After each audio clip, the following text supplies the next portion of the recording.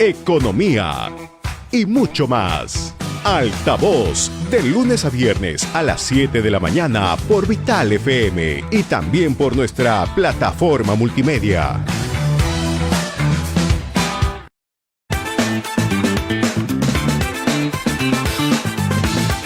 7:03 de la mañana, muy buenos días, estamos en Altavoz en Vital 91.1 FM de tu dial. Hoy estamos martes 27 de agosto del año 2024. Hoy tenemos noticias, opinión y análisis en el programa.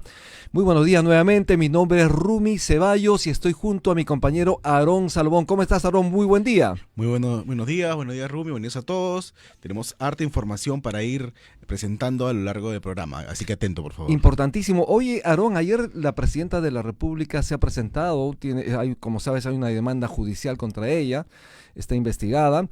Y efectivamente ayer se ha presentado ayer en la Fiscalía para rendir su declaración sobre el caso Cali Warma. Según apunta el Ministerio Público, la mandataria se habría beneficiado irregularmente con 4 contratos a su amigo Víctor Torres y a su hermano Nicanor Boluarte. El total de dinero en cuestión asciende a 147,000 soles. Y dentro de este grupo también se encuentra involucrado el vocero de la mandataria, Freddy Hinojosa. Es un proceso que va en marcha. Sí, lo cierto es que en todos los procesos que está inmiscuida la presidenta, salvo en el caso Rolex, aparece la figura esta siniestra de Nicanor Boluarte, ¿no? Eso está mal cuando un político llega y ya a su vez lleva a sus familiares al poder. Él estuvo, Nicanor Boluarte, pese a los cuestionamientos, pese a que es investigado por utilizar el poder de facto que le dio su hermana para crear su partido a través de sus prefectos y prefectos. Él estuvo tranquilamente en el mensaje del 28 de julio, como si nada pasara, ¿no? Sacándole cachita a la población. Definitivamente es una situación muy complicada. Además, se están ventilando posibles cambios de ministros. Como sabemos, habría una evaluación de hasta 6 ministros, cambios en el gabinete ministerial. Y obviamente, al parecer, estaría saliendo el ministro de Economía, de la Mujer, de Cultura, de Comercio Exterior y también el ministro de Agricultura. Urge es una situación movida, interesante por la parte política. Podrían haber cambios en el gabinete ministerial. Sí, yo creo que urge inmediatamente el cambio del ministro del Interior. Estos audios donde sale hablando con mejor con el capitán Izquierdo, mejor conocido como Culebra, son graves, ¿no? Porque él dice que le prometió a la presidenta cerrar la DIVIAC para así asumir el cargo de titular del Interior. Y además también acá hemos venido comentando que él prácticamente le dio aviso a Cerrón diciendo que ya está a punto de capturarlo, ¿no? Efectivamente, esto es una situación muy difícil, muy complicada, que tiene que ser investigada de frente hasta el fondo y obviamente tiene que haber sanción para los culpables. Pero además también hay manifestación, se está señalando que tanto el ministro de Educación Morgan Quero y el de Relaciones Exteriores Javier González Olaechea se estarían perfilando para reemplazar al primer ministro Gustavo Adrianzen. Obviamente se vienen grandes cambios. La próxima semana habrían cambios, obviamente. El ministro de Justicia, Eduardo Arana, estaría revisando las propuestas para ministros, viceministros y altos funcionarios del Estado. La información que tengo es que todo indica que Javier González Olaechea no va más en la Cancillería, y si no va más, todo hace pensar que asumiría el puesto de premier. Podría ser el premier. Tomando en cuenta que es uno de los ministros y no el único que tiene alta aprobación, alrededor del 40%, más o menos. De otro lado, ayer también el ministro Julio de Martini ha confirmado la reestructuración del Ejecutivo y ha señalado que son 4 los ministerios que se van a convertir en 2, como ya lo había adelantado la presidenta Dina Boluarte en su mensaje al Congreso el pasado 28 de julio. Y justamente el ministro de Desarrollo e Inclusión Social, él ha referido a esa posible fusión del Ministerio de la Mujer y precisó que el nombre no cambia lo que está sucediendo en el país. Sí, en conversación con una radio local no quiso entrar más en detalle, dijo que la presidenta iba a emitir tal mensaje, pero lo que queda claro es que el Ejecutivo confirma su intención de fusionar 2 pares de ministerios, pero para eso tiene que presentar un proyecto al Congreso y será el Congreso quien decida o no aprobar la iniciativa. 7:07 de la mañana, vamos a empezar en breve con los titulares. 5 noticias del día que tenemos en Altavoz, Aarón. Sí, vamos con la primera noticia. No deje de revisar nuestro sitio web www.altavoz.com altavoz.p para encontrar noticias, opinión y el mejor análisis. Presentan un proyecto de ley para suspender un nuevo proceso de evaluación del SERUMS a menos de una semana de la evaluación. Sucede que la congresista Silvana Robles, miembro de la bancada socialista de izquierda, pretende con esta iniciativa derogar el decreto supremo 013-2024 promulgado por el Ejecutivo, promulgado por el señor ministro de Salud César Vázquez, que eliminó el examen nacional de medicina dándole pase a una prueba que se toma por gente del MINSA para el SERUMS. Definitivamente sí hay cuestionamiento respecto a la evaluación que está emprendiendo, que está empecinando el ministro de Salud César Vázquez. Como sabemos, aquí se ha ventilado, hemos tenido a invitados, ha estado aquí también el decano del Colegio Médico del Perú, también el presidente de la Asociación de Facultades de Medicina. Ellos cuestionan duramente la evaluación porque no sería meritocrática. No hay visos de un soporte académico adecuado para una evaluación como debe ser, como sí ocurría con el examen nacional de medicina. Y además, este examen está previsto que sea el domingo 1 de septiembre, ¿no? Sin embargo, no se conoce, como dijimos, insistimos, no hay soporte académico que puedan conllevar a una evaluación adecuada para aquellos médicos que van al SERUM. Estamos hablando a las zonas rurales, urbanos marginales del país. Y definitivamente los alumnos, los egresados están coaccionados porque si no se someten a esta prueba, no pueden adquirir una especialización ni trabajar para el Estado, ¿no? Y justamente el ministro de Salud señaló que esto, de alguna manera, detrás de esto habría un negociado. Se refirió al examen nacional de medicina que se ha desplegado en el país por muchísimo tiempo y que tiene además el aporte de la academia, ¿no?, de las universidades que enseñan justamente medicina, pero el ministro no ha presentado pruebas. Él está empecinado en señalar que hay un negociado cuando definitivamente hay dinero del Estado que justamente se está utilizando para esta evaluación del 1 de septiembre. Sí, lo lamentable también es que ningún otro congresista se ha pronunciado al respecto, así que es complicadísimo que esta iniciativa se apruebe en el Parlamento. Lo que pasa es que también el ministro de Salud, como sabes, forma parte de las filas de Acuña, ¿no? De César Acuña. Sí. Por lo tanto, es la cuota de poder de Acuña en el gobierno y al parecer es inamovible. Además, dentro de los cambios ministeriales no se señala al ministro de Salud, lo que implica entonces que está entornillado en el poder y obviamente podría hacer lo que quiere con el sistema de salud en el país. El dueño es desarmador, entonces es César Acuña quien debe cambiarlo, pero bueno, no parece que al señor Acuña no le interesa la salud de los más vulnerables, ¿no? Otra noticia, ya lo habíamos adelantado, Julio de Martini confirma que el Ejecutivo fusionará ministerios. Son 4 que se van a convertir en 2, ya lo hemos adelantado aquí en Altavoz en Vital. Justamente el ministro de Desarrollo e Inclusión Social ha confirmado que el Ejecutivo, tal como lo anunció la presidenta Dina Boluarte en su mensaje al Congreso el pasado 28 de julio, tiene en la mira fusionar 2 pares de ministerios. De acuerdo. Sí, pues y también confirmó el ministro Julio de Martini que se va a presentar también el proyecto para crear este Ministerio de la Infraestructura, ¿no? Así es. Justamente ha señalado el titular del MIDIS, dijo que no podía dar los nombres de los ministerios que iban a desaparecer porque eso le corresponde anunciar a la mandataria y al premier. De acuerdo. Vamos con la siguiente noticia, Rumi. Quiero cambiar radicalmente de tema porque generalmente acá nos ocupamos de asuntos un poco nimios, digo en general en el Perú, cuando en el mundo están sucediendo cosas realmente preocupantes que atentan contra la libertad de expresión, porque el dueño de Telegram, Pavel Durov, ha sido detenido en Francia ¿sabes por qué? Por no censurar contenidos. Pavel Durov antes tuvo que huir de Rusia. Él es ruso, es un multimillonario ruso. Antes tuvo que huir de Rusia precisamente porque el gobierno dictatorial de Putin le obligó a cerrar las comunidades de la oposición en su plataforma de redes sociales, la cual terminó vendiendo. En 2014 huyó, luego un año antes había con su hermano fundado Telegram, pero ahora la policía francesa lo culpa por no tener moderadores, prácticamente por no ponerle obstáculos a la aplicación, por no tener filtros. Y justamente la irregular detención de Pavel Durov ha provocado una ola de preocupación en la comunidad tecnológica y entre los defensores de la libertad de expresión en Internet. Justamente Telegram tiene cerca de 1.000 millones de usuarios, es conocida por su enfoque en la privacidad y el cifrado, y se ha convertido en una de las principales plataformas de redes sociales. Ocupa un lugar destacado junto a los gigantes como Facebook, YouTube, WhatsApp, Instagram, TikTok y WeChat.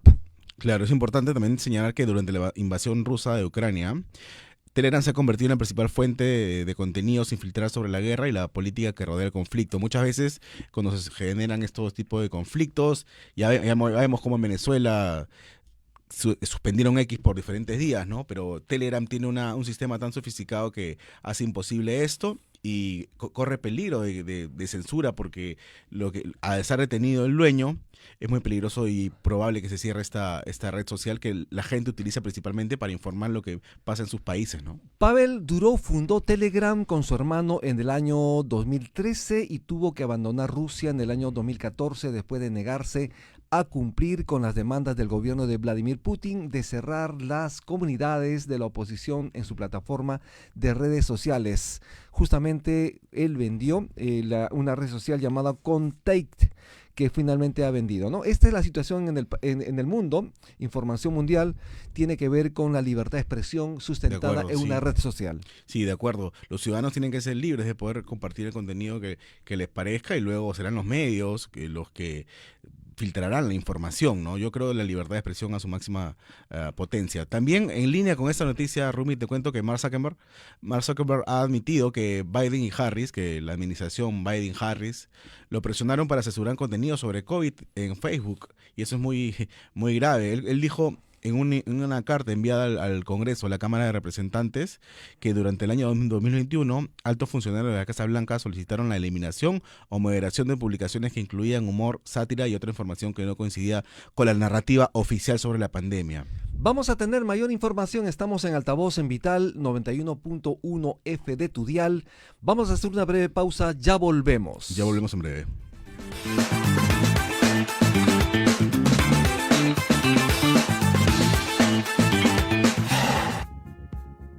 Es momento de probar un buen café. Café Solar de Samaniego.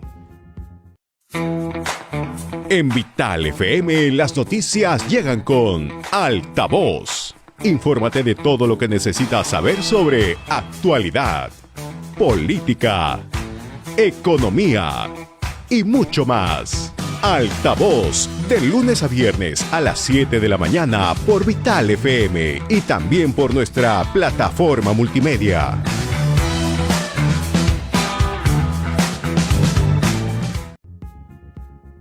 Es momento de probar un buen café. Café Solar de Samaniego.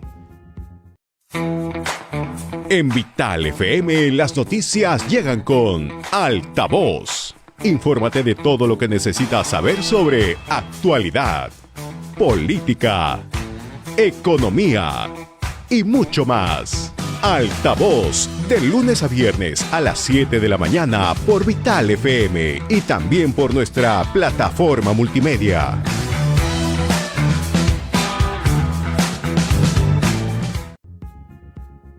Es momento de probar un buen café. Café Solar de Samaniego. En Vital FM, las noticias llegan con Altavoz. Infórmate de todo lo que necesitas saber sobre actualidad, política, economía y mucho más. Altavoz, de lunes a viernes a las 7 de la mañana por Vital FM y también por nuestra plataforma multimedia.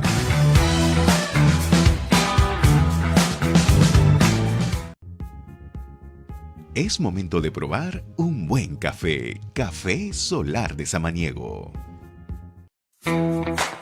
En Vital FM, las noticias llegan con Altavoz. Infórmate de todo lo que necesitas saber sobre actualidad, política, economía y mucho más.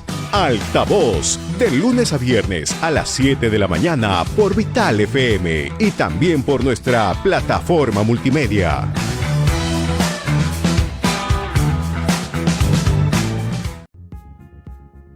Es momento de probar un buen café. Café Solar de Samaniego.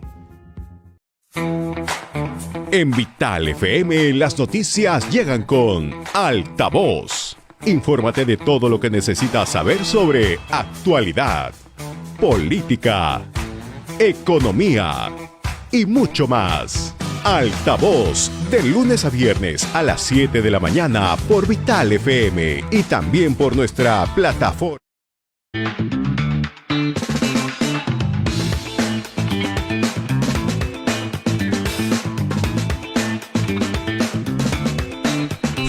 Con 17 de la mañana, estamos en Altavoz en Vital FM 91.1 de tu dial, martes 27 de agosto del año 2024. Nuevamente, muy buenos días a quienes recién se conectan. Lo invitamos a compartir el programa en sus redes sociales y también a comentar de manera alturada, democrática. Es importante sostener la democracia con opinión libre. Aarón. De acuerdo. Sí, comente y no deje de visitar altavoz.p para más información. A ver, vamos con la siguiente noticia. El abogado de Juan José Santibáñez, el doctor Carlos Caro, ha dicho que el ministro del Interior guarda conversaciones con Culebra, con este agente de la DIVIAC Junior Izquierdo, y que las usará estas conversaciones en su defensa. El abogado, en efecto, señaló que su patrocinado tiene guardadas conversaciones con esta agente de la DIVIAC que dejarían al descubierto que este capitán, conocido como Culebra, hizo pedidos no acordes con el Estado de Derecho. Así, él ha señalado que mi cliente tiene información original que puede evidenciar y documentar de comunicaciones con Junior Izquierdo Arlequé, que dan cuenta de un comportamiento, comentarios, incluso peticiones que no son tan acordes con el Estado de Derecho, no grabados, son de fuente original, así lo ha manifestado el abogado.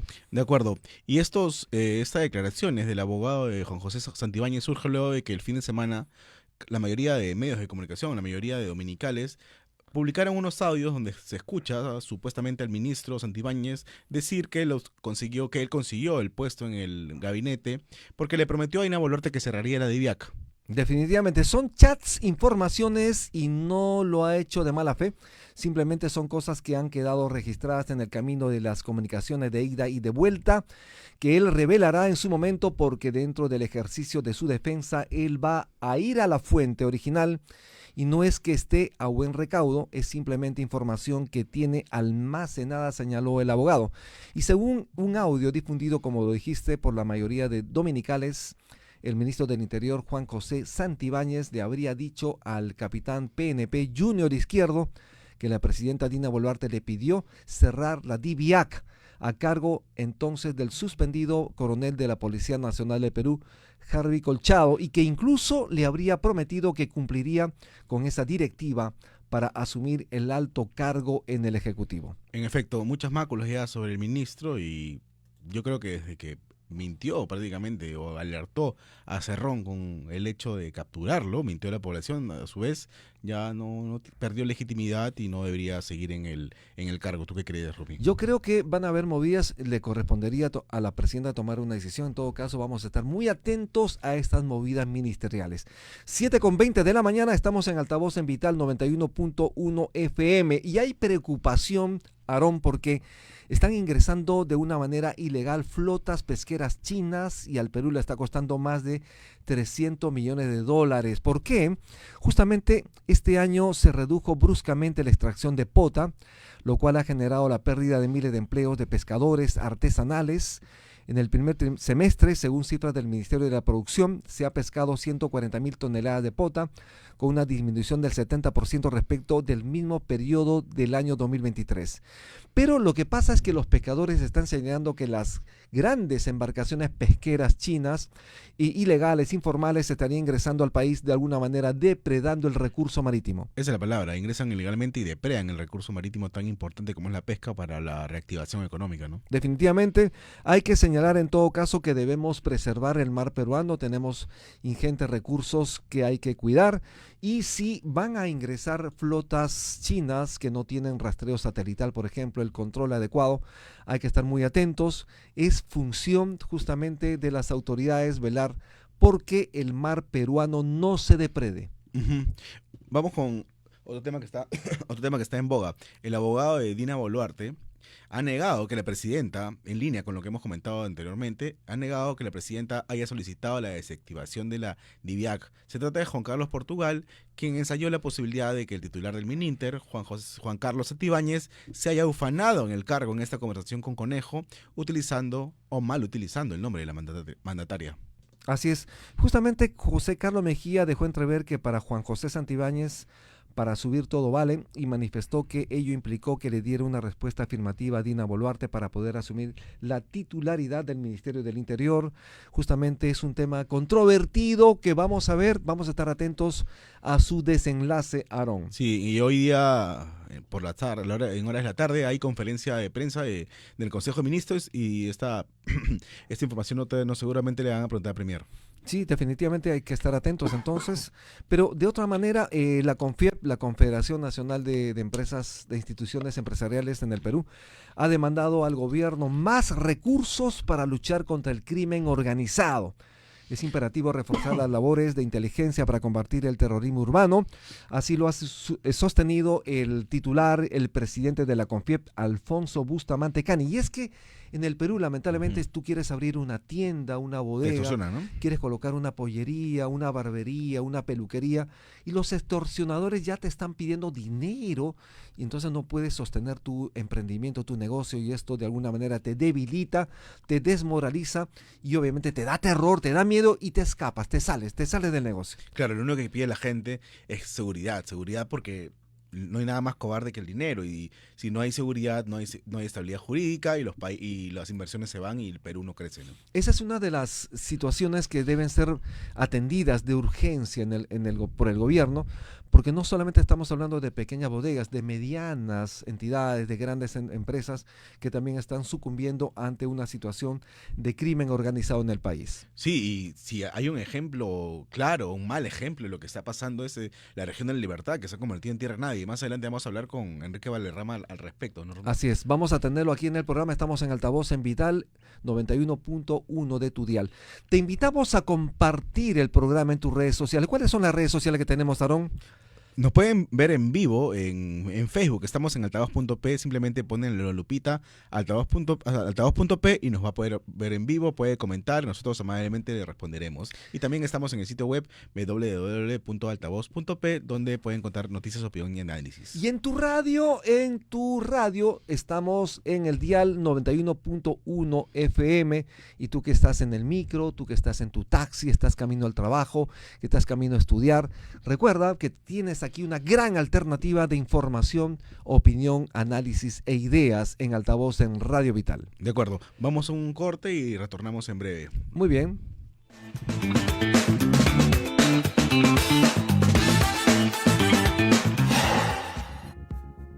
Es momento de probar un buen café. Café Solar de Samaniego. En Vital FM, las noticias llegan con Altavoz. Infórmate de todo lo que necesitas saber sobre actualidad, política, economía y mucho más. Altavoz, de lunes a viernes a las 7 de la mañana por Vital FM y también por nuestra plataforma multimedia.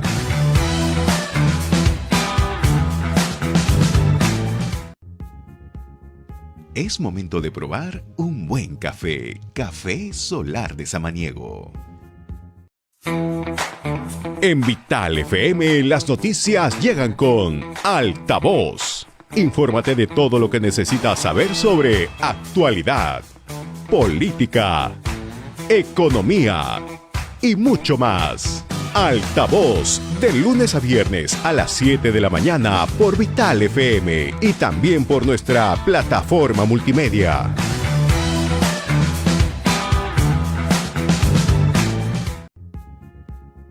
Es momento de probar un buen café. Café Solar de Samaniego.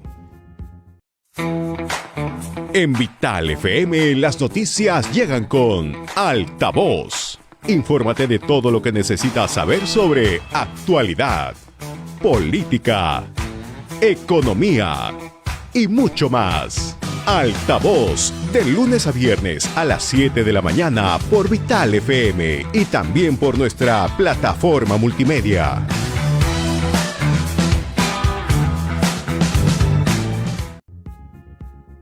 Es momento de probar un buen café. Café Solar de Samaniego. En Vital FM, las noticias llegan.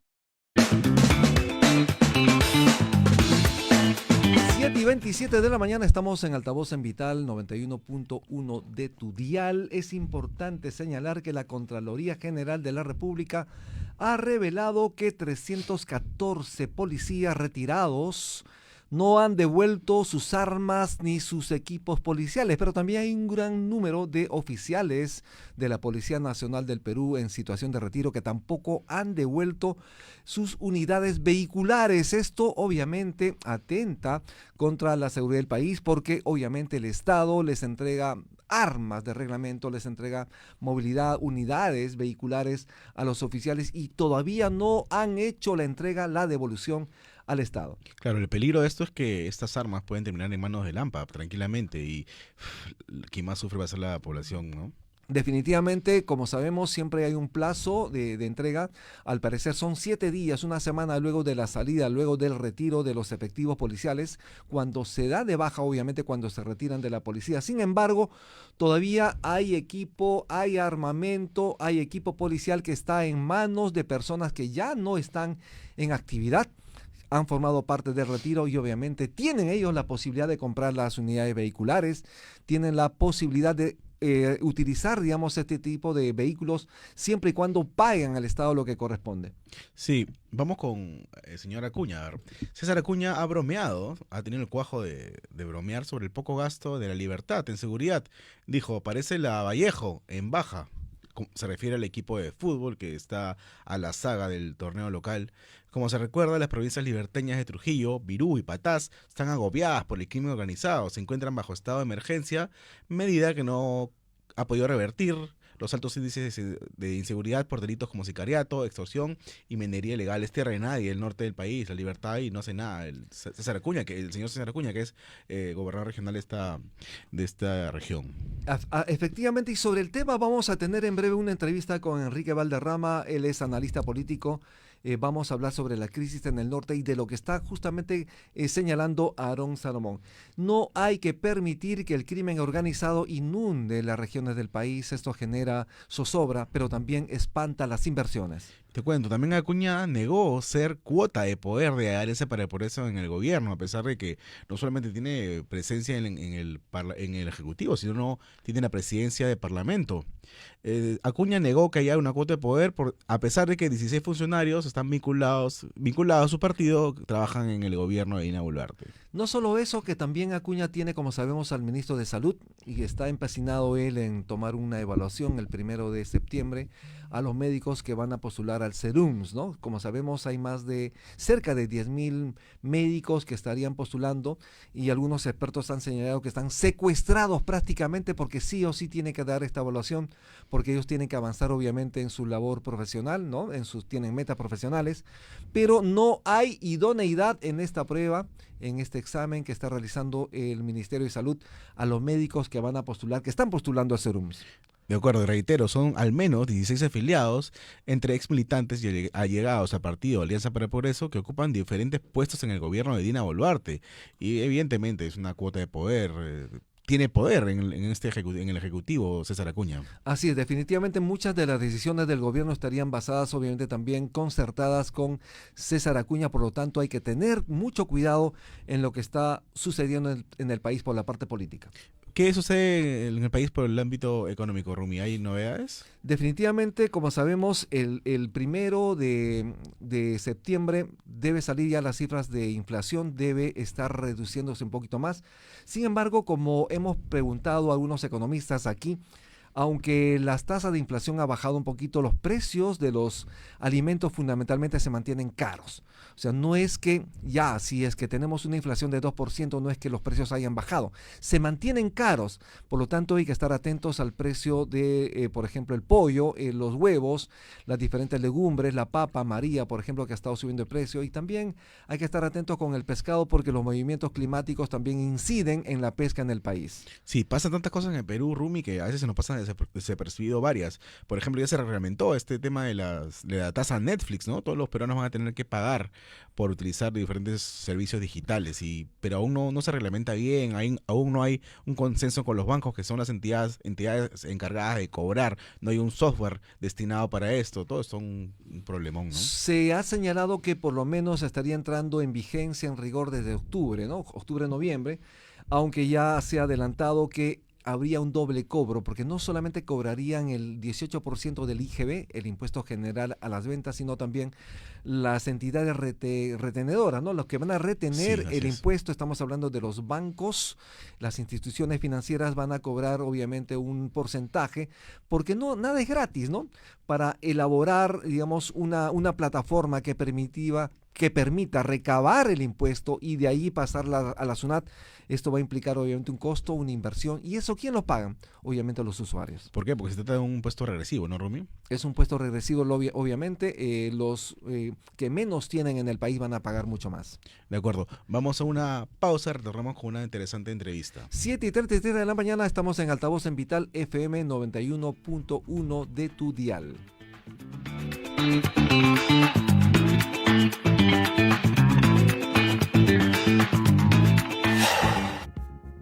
Es momento de probar un buen café. Café Solar de Samaniego. En Vital FM las noticias llegan con Altavoz. Infórmate de todo lo que necesitas saber sobre actualidad, política, economía y mucho más. Altavoz, de lunes a viernes a las 7 de la mañana por Vital FM y también por nuestra plataforma multimedia.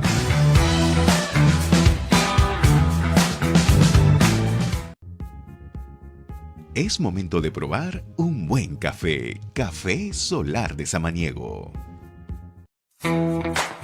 En Vital FM las noticias llegan con Altavoz. Infórmate de todo lo que necesitas saber sobre actualidad, política, economía y mucho más. Altavoz, de lunes a viernes a las 7 de la mañana por Vital FM y también por nuestra plataforma multimedia.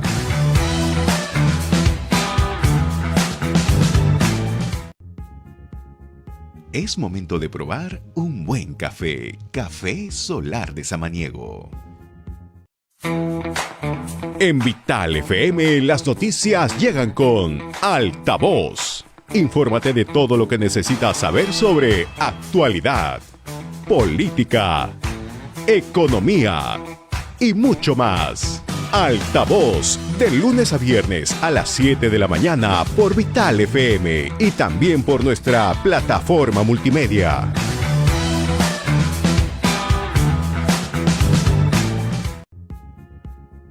Es momento de probar un buen café. Café Solar de Samaniego.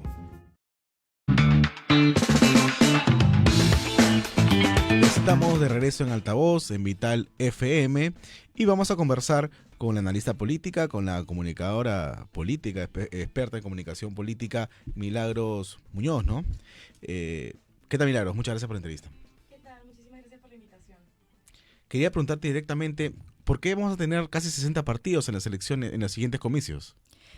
Bueno, yo creo que fundamentalmente por dos modificaciones que se hicieron en esta llamada reforma tuesta, ¿no? La primera es que se baja el umbral, o más bien las características o los requisitos para inscribir partidos, es decir, se hace más fácil inscribir partidos, pero a su vez se obliga a todos los partidos a participar en las elecciones generales, absolutamente todas, o si no pierden la inscripción.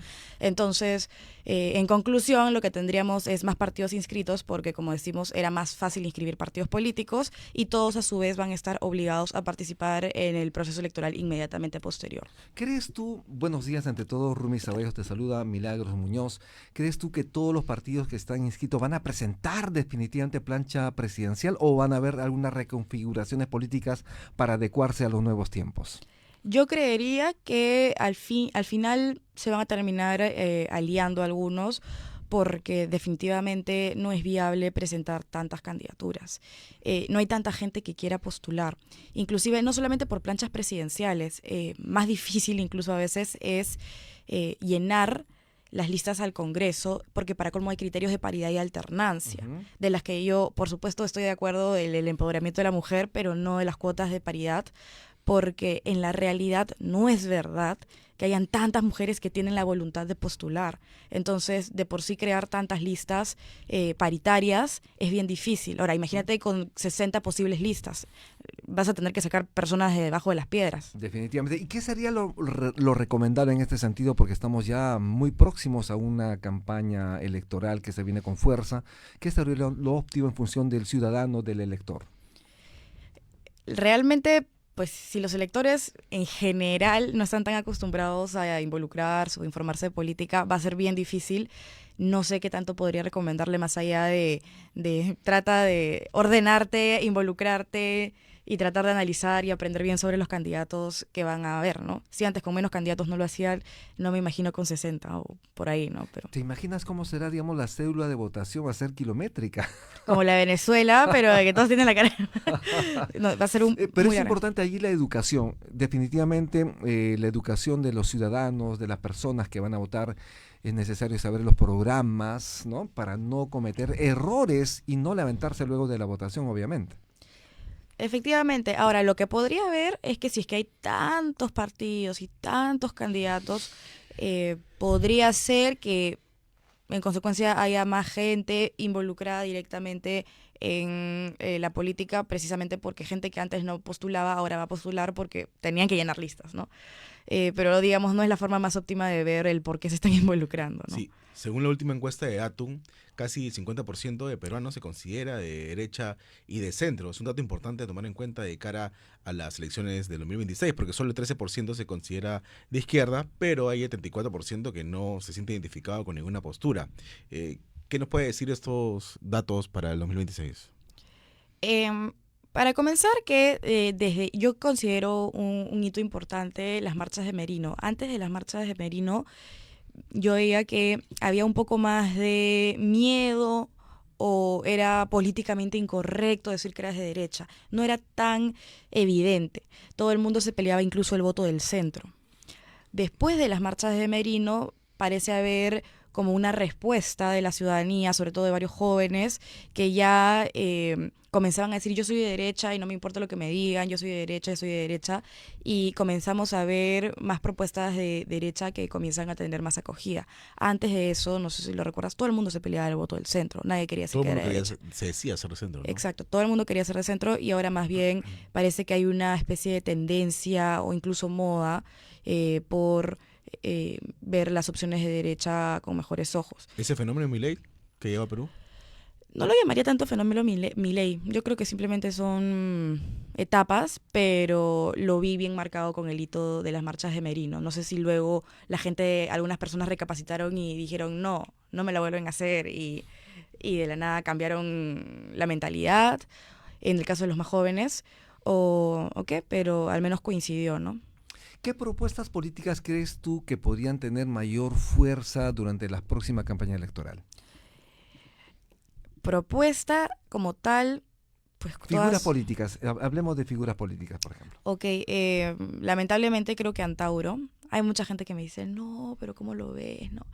Es un personaje y cuando tú ya eres personaje, es decir, cuando ya has logrado consolidar una personalidad que la gente puede clasificar y calificar, estás por delante, digamos, ¿no? Porque la gente va a estar contigo porque te va a escuchar a ti, o te va a mirar a ti, o quiere llegar a ti por ti, y no por lo que le estás diciendo necesariamente, o no por propuestas, ni cuestiones, ni un proyecto político más estable, simplemente porque tú les caes bien, porque se ríen contigo, en resumen, porque empatizan contigo. A diferencia de otros candidatos que pueden ser opciones más sensatas, más razonables, más moderadas, con mejores propuestas, pero no tienen estos componentes de personaje ni personalidad que van a hacer que simplemente sean naftalina electoral. Antauro Humala sería el candidato antisistema y en todo caso, ¿qué soporte podría haber desde la otra parte para hacerle la pelea electoralmente hablando? No hay, ¿no? No creo que haya ahorita nadie que con ese nivel de posicionamiento o características tan definidas que tiene. ¿Qué te parece Alfonso López Chau, rector de la Universidad Nacional de Ingeniería, y que obviamente ha presentado también su propuesta electoral? Creo que él tiene a favor el hecho de tener todo, al ser rector, tiene toda una experiencia operativa de cómo trabajar en red. Pero nuevamente también faltaría un poco más de o entrenamiento mediático, definición mejor de su marca, su propuesta política, cómo puede generar contraste, cómo puede jugar, cuál es la línea delgada entre tener una propuesta sólida, sensata, y a la vez, y claro, no ser un payaso, y a la vez tener que experimentar o realizar acciones que llamen la atención, pero siempre dentro del marco de la personalidad y la imagen que quieres transmitir, ¿no? ¿Y cómo ves el partido de Fuerza Popular? Fujimori, obviamente, como sabemos, la hija de Alberto Fujimori ha lanzado a su padre como candidato a la presidencia. ¿Qué sabor, o en todo caso, qué percepción tienes tú de esta decisión? Yo creo que no se va a concretar. No estoy segura de que Alberto Fujimori esté en la capacidad de postular en este momento por cuestiones de salud, de edad, ¿no? No lo sé, no he conversado con ningún fujimorista al respecto, pero no se podría intuir de repente que están disuadiendo con este tipo de anterioridad la atención de Keiko, ¿no? Para que se vaya directamente al que tendría que ser el candidato que ellos han dicho en este primer momento, que es muy anticipado, ¿no? Así es. Sí, tú eres militante de Acción Popular, ¿cierto? Ujú. Y indefectiblemente Acción Popular va a tener que presentar una candidatura presidencial o van a ir en alianza. Yo no creo que Acción Popular vaya en alianza. ¿Y quién podría ser su candidato? ¿Hay nombres? ¿Hay figuras? Bueno, hay gente que ha manifestado su intención de postular, está Alfredo Barnechea nuevamente y por ahí un par de correligionarios más. ¿Qué tanto los ha golpeado el tema de los niños? A nivel de Lima sí nos ha golpeado bastante, creería, pero yo creo que hace tiempo ya estábamos perdiendo un poco de espacio en Lima, más allá de los niños. A nivel de las regiones, realmente no es muy conocido para el ciudadano de a pie el tema de los niños. Entonces, hay regiones en las que se les pregunta sobre los niños y no lo relacionan ni siquiera con Acción Popular. Sí, de acuerdo. Es importante señalar que, bueno, Acción Popular tiene mucha tradición, mucha historia. Hay candidatos, en todo caso, personas que han tenido mucho posicionamiento. Sin embargo, el trabajo en el Congreso de alguna manera no se ha visto reflejado en función del sentimiento de los correligionarios. ¿Por qué? Porque muchos señalan que la bancada no representa efectivamente al partido. ¿Qué opinión tienes tú sobre ello? Creo que el descontento es absolutamente válido, ¿no? Estar en escándalos, sin escándalos. Así le diríamos el beneficio de la U a los militantes que ahorita están en el Congreso representándonos. En Acción Popular no es posible dejar puerta abierta a tanta suspicacia, a tanto escándalo. Tenemos caso de mochasueldos, ya ni siquiera es solamente el caso de los niños, ¿no? Que en mochasueldos, bueno, el congresista Arriola ya no está en Acción Popular, ahora está en Podemos, pero obviamente ganó la curul por Acción Popular. Y todo eso pasa también porque el sistema de partidos políticos falta perfeccionarlo muchísimo. Nosotros hacemos la modalidad de un militante, un voto, es decir, que todos esos representantes de Acción Popular que están en el Congreso han sido elegidos militante un voto, que supuestamente es la elección o la modalidad de elección más democrática, y yo la defiendo. Pero también hay que hacer ajustes para que esa modalidad no se degenere. No hay ninguna, ahorita yo no veo ninguna modalidad de elección interna o primaria que sea suficientemente, que esté suficientemente bien diseñada como para que o no se elija a dedo a la gente o no se degenere la modalidad democrática que sería la de militante un voto, ¿no? ¿Cuál ha sido el punto de quiebre para esa percepción entre los militantes de Acción Popular y obviamente la bancada? Ese punto de quiebre diferenciador que dice, caramba, esto no es lo que yo quería en el Congreso. El caso de los niños podrían ser, realmente, o sea, el caso del niño La que... participación de María del Carmen Alba, por ejemplo, en la presidencia del Congreso en su momento. Para algún sector del partido sí, pero digamos, hay una diferencia entre que no te caiga o no te parezca una persona a que pues te acusen de delincuente, ¿no? Definitivamente, sí, las investigaciones continúan. 7:46 de la mañana, estamos en Altavoz en Vital FM 91.1 de tu dial. Vamos a hacer una brevísima pausa y volvemos. Ya regresamos.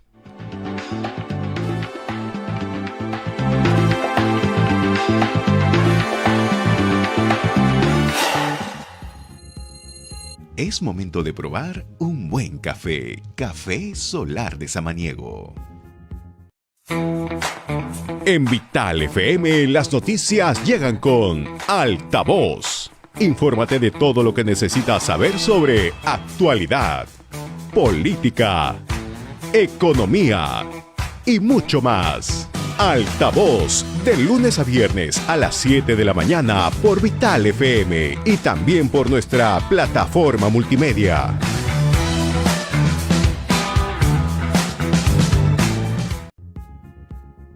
Es momento de probar un buen café. Café Solar de Samaniego.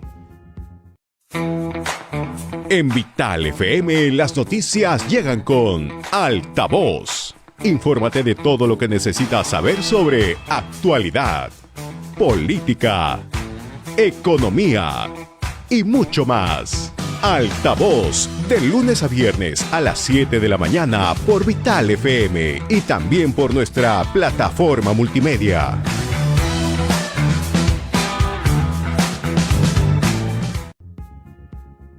Es momento de probar un buen café. Café Solar de Samaniego.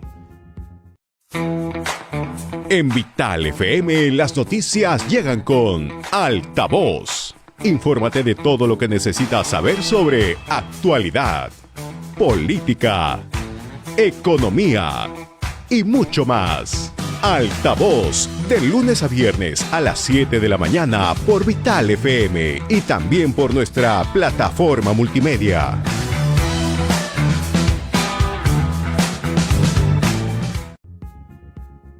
Es momento de probar un buen café. Café Solar de Samaniego.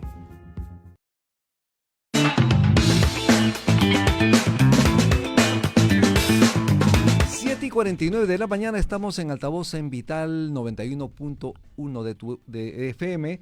Estamos con Milagro Muñoz, especialista en comunicación política. Hemos tenido aquí en el programa a Pedro Morales Mancilla. Es una persona que tiene 50 años en el partido, nunca ha cambiado de camiseta, siempre ha estado identificado con los valores del partido, el Perú como doctrina, señalaba él, pero lamentablemente él ha señalado que la corrupción, el dinero no ha habido, está marcando la política peruana. ¿Qué hacer en ese sentido? Bueno, yo siempre voy a decir que es necesario una reforma del sistema de partidos. Yo creo que ahí inicia absolutamente todos los males posteriores de tener malas representaciones en cualquier tipo de institución, sea Congreso, en el Ejecutivo y lo que sea, porque finalmente la gente de partidos también termina siendo funcionaria en muchísimos lugares y termina tomando decisiones en diferentes organizaciones del aparato estatal, ¿no? Entonces, yo creo que poner el ojo en los partidos es importante, pero quiero hacer hincapié, poner el ojo no significa estar sobreregulando los partidos, porque terminas amarrándolos o generándoles burocracias absurdas que no permiten su correcto funcionamiento. Uh-huh. Hay cosas que sí, el Estado yo creo que debería meterse solamente para funcionar de facilitador del partido político, pero lo que hoy se ve es que el ROP, por ejemplo, termina generando demasiada burocracia en temas administrativos y formales para los partidos políticos y entonces termina saliendo partidos políticos que en vez de estar concentrados en la formación y la generación de buenos cuadros y buenos representantes, está sumergido en una carrera sin fin de estar viendo temas administrativos, ¿no? Sí, yo quería insistir en el tema de Acción Popular porque Belaúnde Terry no era un hombre de izquierda, pero ustedes han tenido líderes como Lescano o Mesías Guevara, que ahora es del Partido Morado, que son evidentemente de izquierda y lideraban prácticamente su agrupación. ¿Por qué llegaron a tal punto de que ellos tomen el partido? Porque Acción Popular es un partido que, yo voy a decir, yo siempre digo eso de broma, pero es medio real. La tierra es de quien la trabaja en Acción Popular, ¿ok? ¿Y por qué se debe esto, no? Que es la modalidad de un militante, un voto. Nosotros todo lo hacemos un militante, un voto. Salvo la elección de presidente del partido, que es en Congreso y lo que sea. Pero La modalidad de un militante, un voto, lo que te permite es tener la posibilidad de competir.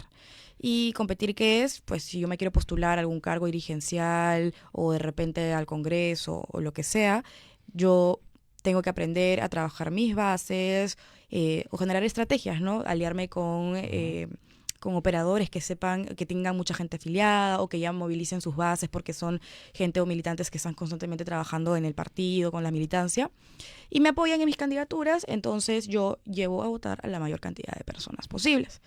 Y eso es lo que han hecho. Lamentablemente, en su momento hicieron eso.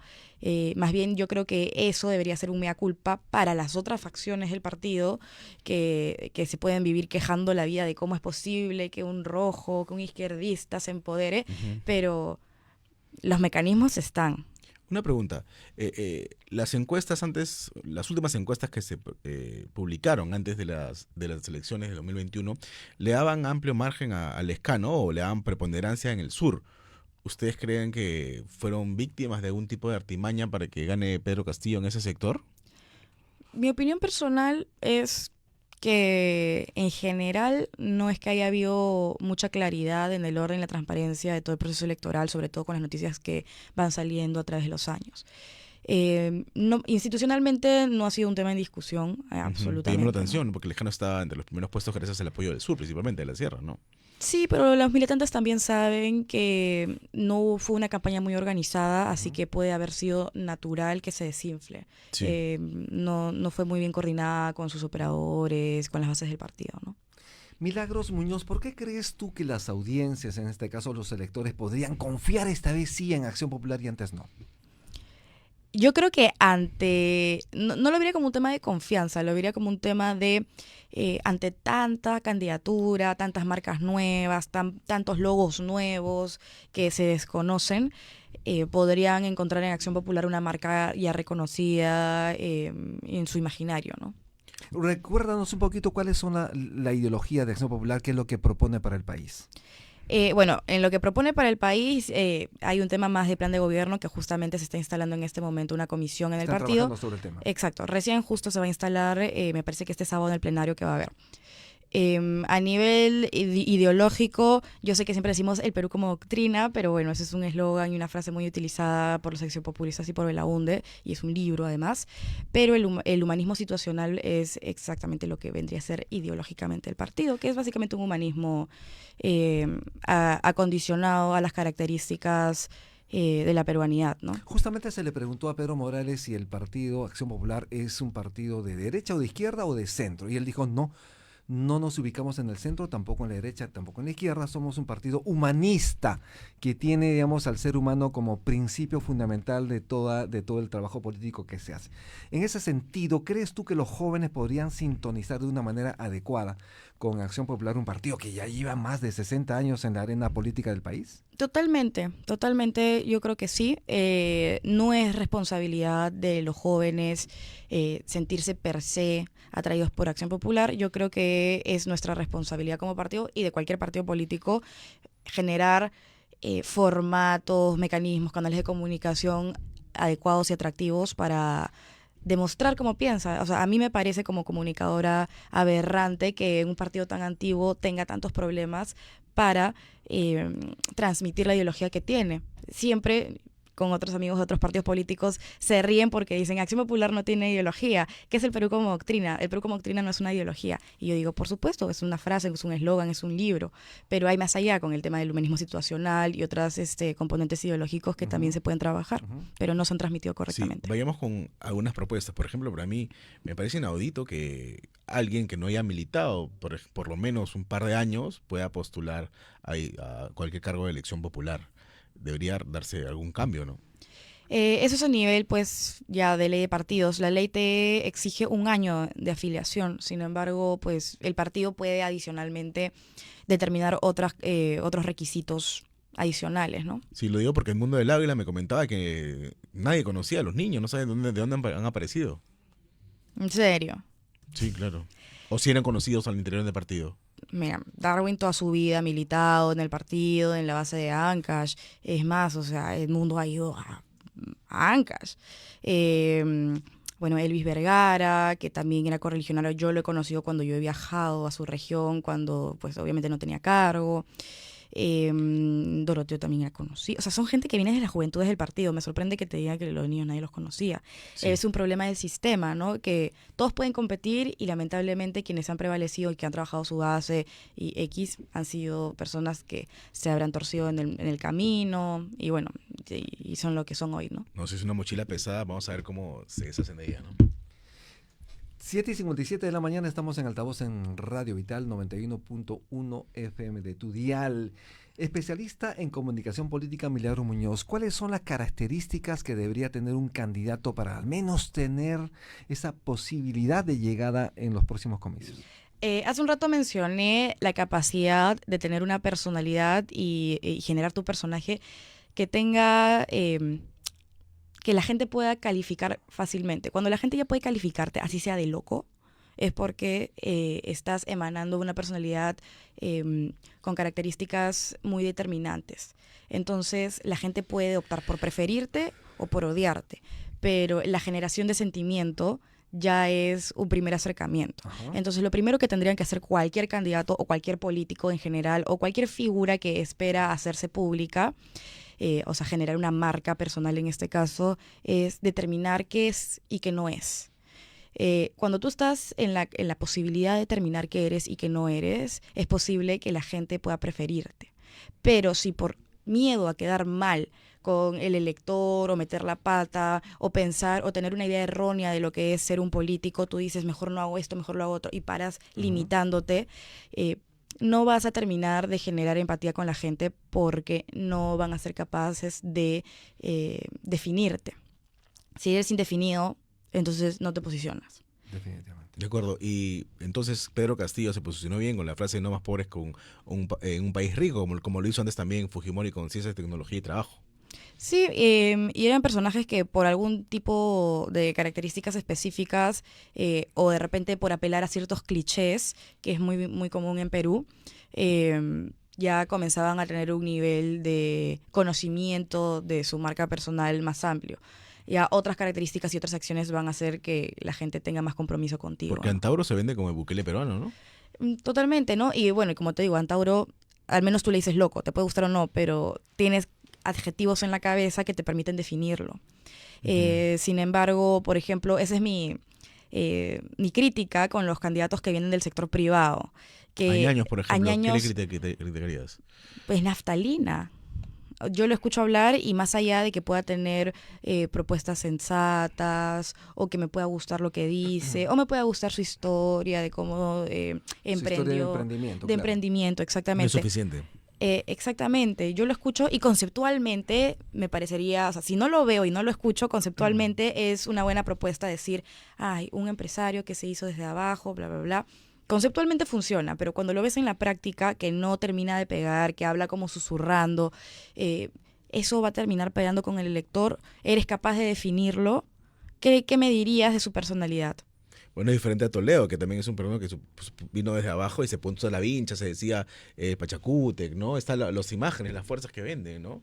Eso es lo que vende. Totalmente. Y lo que yo creo, por ejemplo, nuevamente acerca de estos candidatos que vienen del sector privado, no solamente Añaños, es que están en una constante lucha, que yo creo que podría, o sea, que si no la supera, podría ser que no termine postulando. Y es que una persona que viene del sector privado, que ha generado cosas, empresas, X, va a tener la lucha constante entre cuántas son mis ganas de ser presidente del Perú y hacer lo que sea necesario, es decir, no tener miedo a quedar mal, con tal de decir lo que se tenga que decir, marcar agendas y todo eso.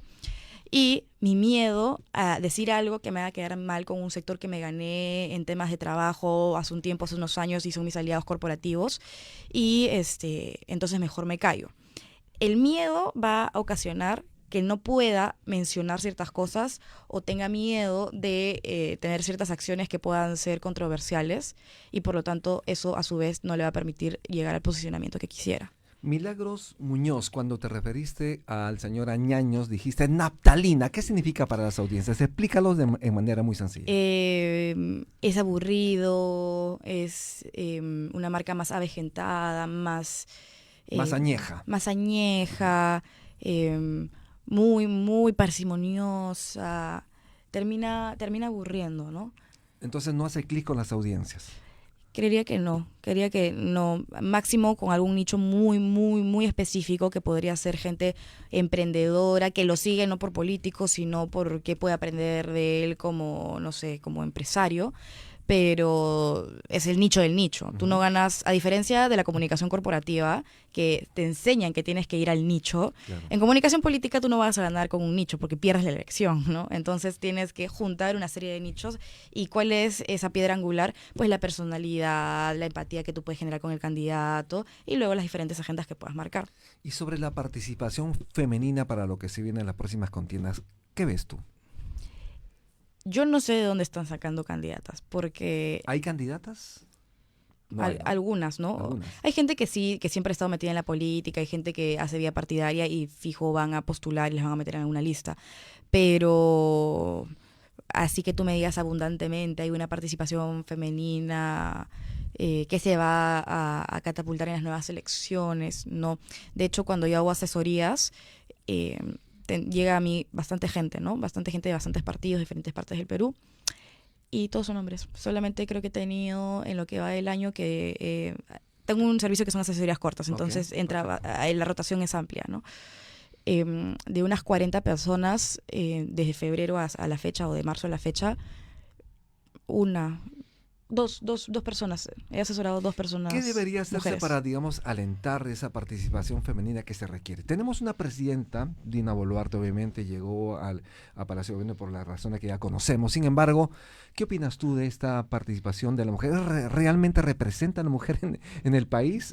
¿Está dando esos bríos necesarios que una mujer espera como una mandataria? Es que seas mujer u hombre, el desempeño de Es Dina, indistintamente. sí, no es lo esperable para ningún ciudadano. Yo estoy muy en contra de todas las posiciones que colocan el tema de la mujer, el empoderamiento político de la mujer como una prioridad, porque no es, y quiero hacer esa distinción para la gente también que nos está escuchando, la participación política no se da solamente por postular.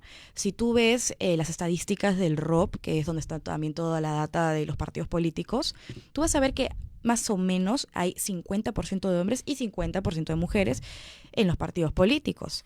Y las mujeres son buenas dirigentes de base, son buenas dirigentes en general, se involucran mucho en el partido político en el que están y les gusta liderar eso.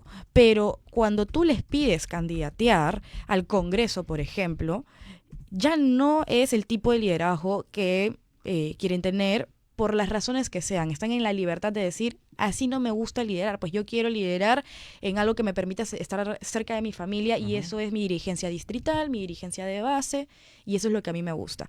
Pero pues hay esta creencia de que la única forma de estar empoderado políticamente o hacer política o participar en política es siendo congresista o teniendo cargos y eso no es verdad, ¿no? Yo veo un montón de mujeres participar en política, pero no necesariamente a través de una lista al Congreso. En ese sentido, ¿cuál es el papel de Milagro Muñoz? ¿Cuál es tu futuro político respecto a Acción Popular y a lo que haces?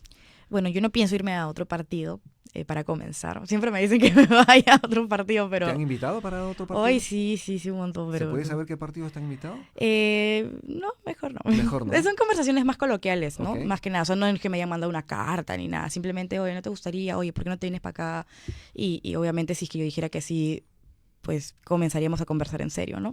Pero no, yo soy una persona que entré a Acción Popular porque me gustan las instituciones. No me gusta que si tengo una oportunidad es porque me pusieron a dedo, porque así como hoy día me pueden preferir y mañana más tarde pues me bajan el dedo, qué sé yo. Hay tantos recelos en la política, uno nunca sabe.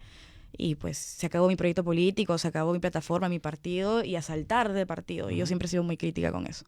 Lo segundo es que me gustaría ir al Congreso porque yo creo que también hay que uno que va a participar en política y piensa postular a algo en algún momento de su vida, tiene que pensar en qué eres bueno o por dónde está tu aporte. Y casualmente, con todos estos temas de reforma política y los temas que a mí me gustan más y en los que soy mejor, todo pasa por iniciativa legislativa. Entonces, ¿qué me haría yo, por ejemplo, en un municipio que es un tema más de gestión? Yo creo que, al menos hoy por hoy, mis habilidades no van por ahí. Pero no voy a postular en el 2026. De acuerdo. Un tema que yo cuestiono también de esta comisión de alto nivel, de los notables, entre comillas, liderados por todas estas que se ha eliminado el financiamiento privado, porque si es transparente no tiene por qué eliminarse, ¿no? Es que toda la reforma política está mal. Para comenzar, ¿cómo vas a satanizar plata bancarizada? No tiene sentido. O sea, Y cuando ya existe un delito, ¿no? totalmente. De por medio. Exactamente. Entonces, para comenzar, eso es lo que yo evitaría. No deberías de prohibirle al privado financiar partidos políticos. O sea, hay que diferenciar. Está prohibido el financiamiento privado a partidos políticos. En campaña, obviamente, puede financiar un privado, pero hasta un máximo de UITs. Entonces, pues si yo tengo mi partido político, soy dirigente y justo tengo mis amigos del colegio que son empresarios. Oye, necesito pintura para mi local o necesito tal cosa, ¿me puedes colaborar? Y si me dice que sí, ¿cuál es el problema? Puede gustarles o no, pero es válido, es legal, es transparente y pues es absurdo, ¿no? que esté prohibido ahora, ¿no? 8:07 de la mañana, estamos en Altavoz en Vital 91.1 FM. Vamos a hacer una breve pausa y volvemos. Muchísimas gracias. Regresamos.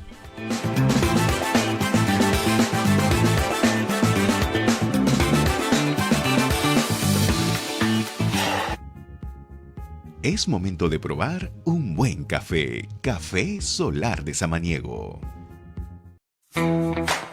En Vital FM, las noticias llegan con Altavoz. Infórmate de todo lo que necesitas saber sobre actualidad, política, economía y mucho más. Altavoz, de lunes a viernes a las 7 de la mañana por Vital FM y también por nuestra plataforma multimedia.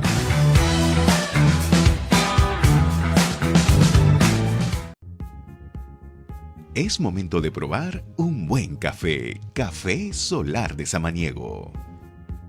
En Vital FM, las noticias llegan con Altavoz.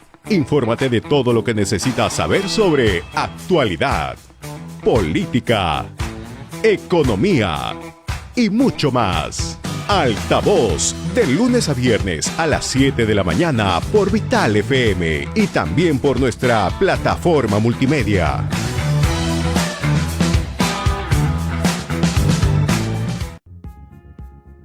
Es momento de probar un buen café. Café Solar de Samaniego. En Vital FM, las noticias llegan con Altavoz. Infórmate de todo lo que necesitas saber sobre actualidad, política, economía y mucho más. Altavoz, de lunes a viernes a las 7 de la mañana por Vital FM y también por nuestra plataforma multimedia.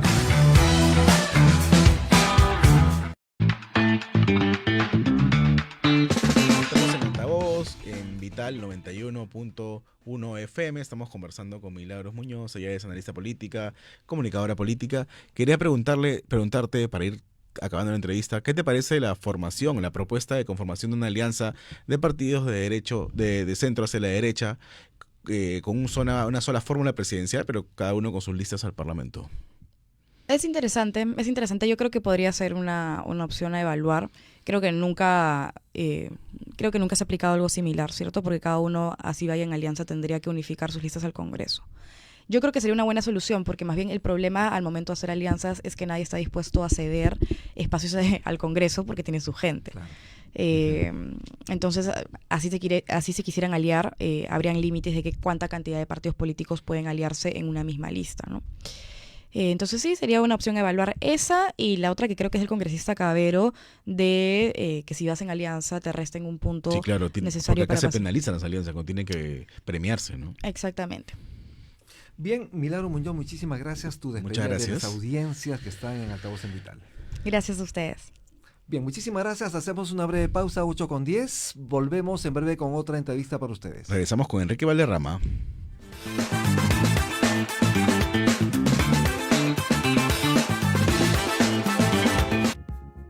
Es momento de probar un buen café. Café Solar de Samaniego. En Vital FM las noticias llegan con Altavoz. Infórmate de todo lo que necesitas saber sobre actualidad, política, economía y mucho más. Altavoz, de lunes a viernes a las 7 de la mañana por Vital FM y también por nuestra plataforma multimedia.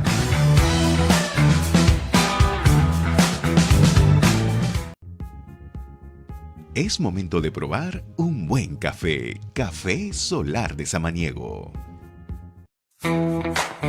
En Vital FM las noticias llegan con Altavoz. Infórmate de todo lo que necesitas saber sobre actualidad, política, economía y mucho más. Altavoz, de lunes a viernes a las 7 de la mañana por Vital FM y también por nuestra plataforma multimedia.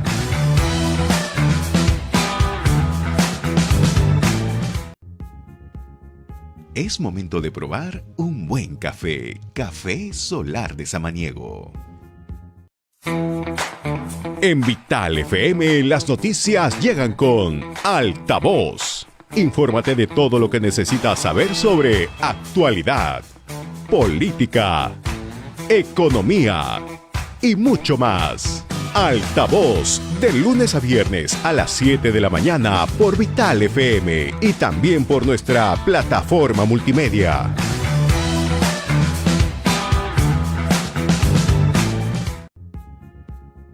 Es momento de probar un buen café. Café Solar de Samaniego. En Vital FM las noticias llegan con Altavoz. Infórmate de todo lo que necesitas saber sobre actualidad, política, economía y mucho más. Altavoz, de lunes a viernes a las 7 de la mañana por Vital FM y también por nuestra plataforma multimedia.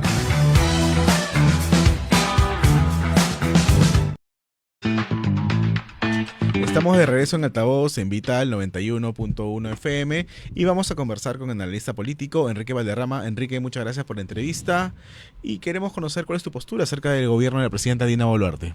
Muy buenos días, muchas gracias por la invitación, encantado de estar acá.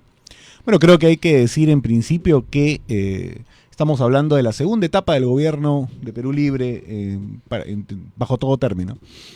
Creo que evidentemente no ha habido una continuidad respecto al peligro democrático. Creo que no es verdad que Dina Boluarte esté, digamos, impulsando una suerte de dictadura en el país. Lo digo el término dictadura porque algunos sectores han tratado de decir que estamos viviendo en una realidad pues que no es evidentemente, ¿no?, tal cual, ¿no? Comparando incluso la situación de una manera tan ligera y verdaderamente condenable como respecto a la situación que se vive en Venezuela. Creo que es una ligereza. Pero, digamos, quitando el factor democrático, Pedro Castillo hizo un golpe de Estado. El tema es que no le han hecho caso, es diferente. Quitando el tema democrático, creo en el asunto de la gestión no ha mejorado gran cosa. El nivel de los ministros no es que sea muy superior al de Pedro Castillo. Diría que este gobierno ni siquiera tiene brújula, no sabe hacia dónde va.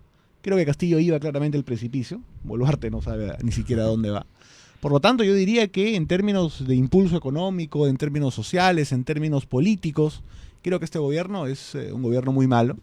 Y creo que además va a arrastrar en su desprestigio al Parlamento en su conjunto, pero sobre todo a las fuerzas que lo sostienen en el Parlamento. Básicamente Fuerza Popular, pero principalmente Alianza para el Progreso, que además gobierna algunas regiones. Enrique, entonces ¿te parece importante o estratégico, mejor dicho, que Fuerza Popular no haya asumido la mesa directiva del Parlamento? Creo que es una variable que ellos toman respecto a la posibilidad de gobernar el Parlamento en una eventual vacancia. Recuerden ustedes que el señor César Acuña es el peor aliado posible para un presidente de la República. Fue muy aliado de Vizcarra. Muy aliado de Vizcarra, y finalmente terminó votando por su vacancia. Fue muy aliado del señor Castillo y también terminó votando por su vacancia. ¿Por qué la señora Dina Boluarte puede pensar que ella va a ser diferente? Entonces creo que el fujimorismo calcula hacer lo que hizo el Frente Amplio, me parece, en la elección pasada, o mejor dicho, en el Parlamento, digamos, transitorio, que fue que evidentemente los morados presidan la mesa para ellos quedarse cuando el señor Sagasti asumiera la presidencia de la Entonces tú ves República. una eventual vacancia. Yo veo que no es descartable una eventual vacancia, por supuesto, claro. Lo que pasa es que van a intentar sacarle, como Acuña, ahora 16 altos funcionarios, gente en ministerios, etcétera, presupuesto para sus gobiernos locales, todo lo que puedan hasta que ya sea absolutamente inviable. Yo creo aquí que no está descartado que la señora presidenta Dina Boluarte no sea la que entregue la banda presidencial el 28 de julio Ajá. del 2026, pero sí está descartado un cambio en el cronograma electoral. No va a haber adelanto de elecciones, va a haber elecciones en la fecha, lo cual no significa necesariamente que la señora Boluarte entregue la banda. Y eso serviría políticamente para que, digamos, Fuerza Popular y Acuña, a su vez, deslinden con Boluarte, ¿no? Y digan, no, nosotros nunca hacemos gobierno, siempre le hemos vacado. Por eso hay que decir las cosas desde ahora. Y yo digo concretamente que uno de los grandes responsables del estado de situación lamentable de la salud pública en el país es el señor César Acuña directamente. El señor Vázquez es ministro de él, es hombre de él. El dengue se ha descontrolado en el norte del país. Mira lo que está pasando alrededor de todo este debate que se ha armado en el tema de salud pública, lamentable, el colegio médico, las universidades, todos en contra de este señor que lógicamente no ha hecho absolutamente nada ni está capacitado para estar al frente del Ministerio de Salud, encima difamando exministros Así como Hernán es. Garrido Leca. O sea, me parece una cosa absolutamente deplorable. Creo que es el peor ministro de esta gestión, y eso ya decir bastante, ¿ah? Así es. Por el señor Quero y otros más, ¿no? Pero Sí. es el peor, yo creo, ministro. Entonces, esa responsabilidad la tiene que asumir también el señor Acuña. Dicho sea de paso, miren cómo está el norte del país alrededor del tema de la inseguridad ciudadana, por ejemplo, que es un asunto muy grave. Así es, de eso vamos a hablar. ¿Cómo estás? Buen día, Encantado, Enrique gusto estar Valderrama. acá. Estamos aquí en Vital, en Altavoz. Quería preguntarte lo siguiente: si avisoran cambios digamos, en el plano político, cambio de ministros. ¿Qué crees tú que va a pasar? De alguna manera se está orientándose a un refresco, o sea, refrescando, digamos, este paquete de ministros. ¿Por dónde deberían ir los cambios? Bueno, mira, sinceramente y lamentablemente hemos tenido una continuidad.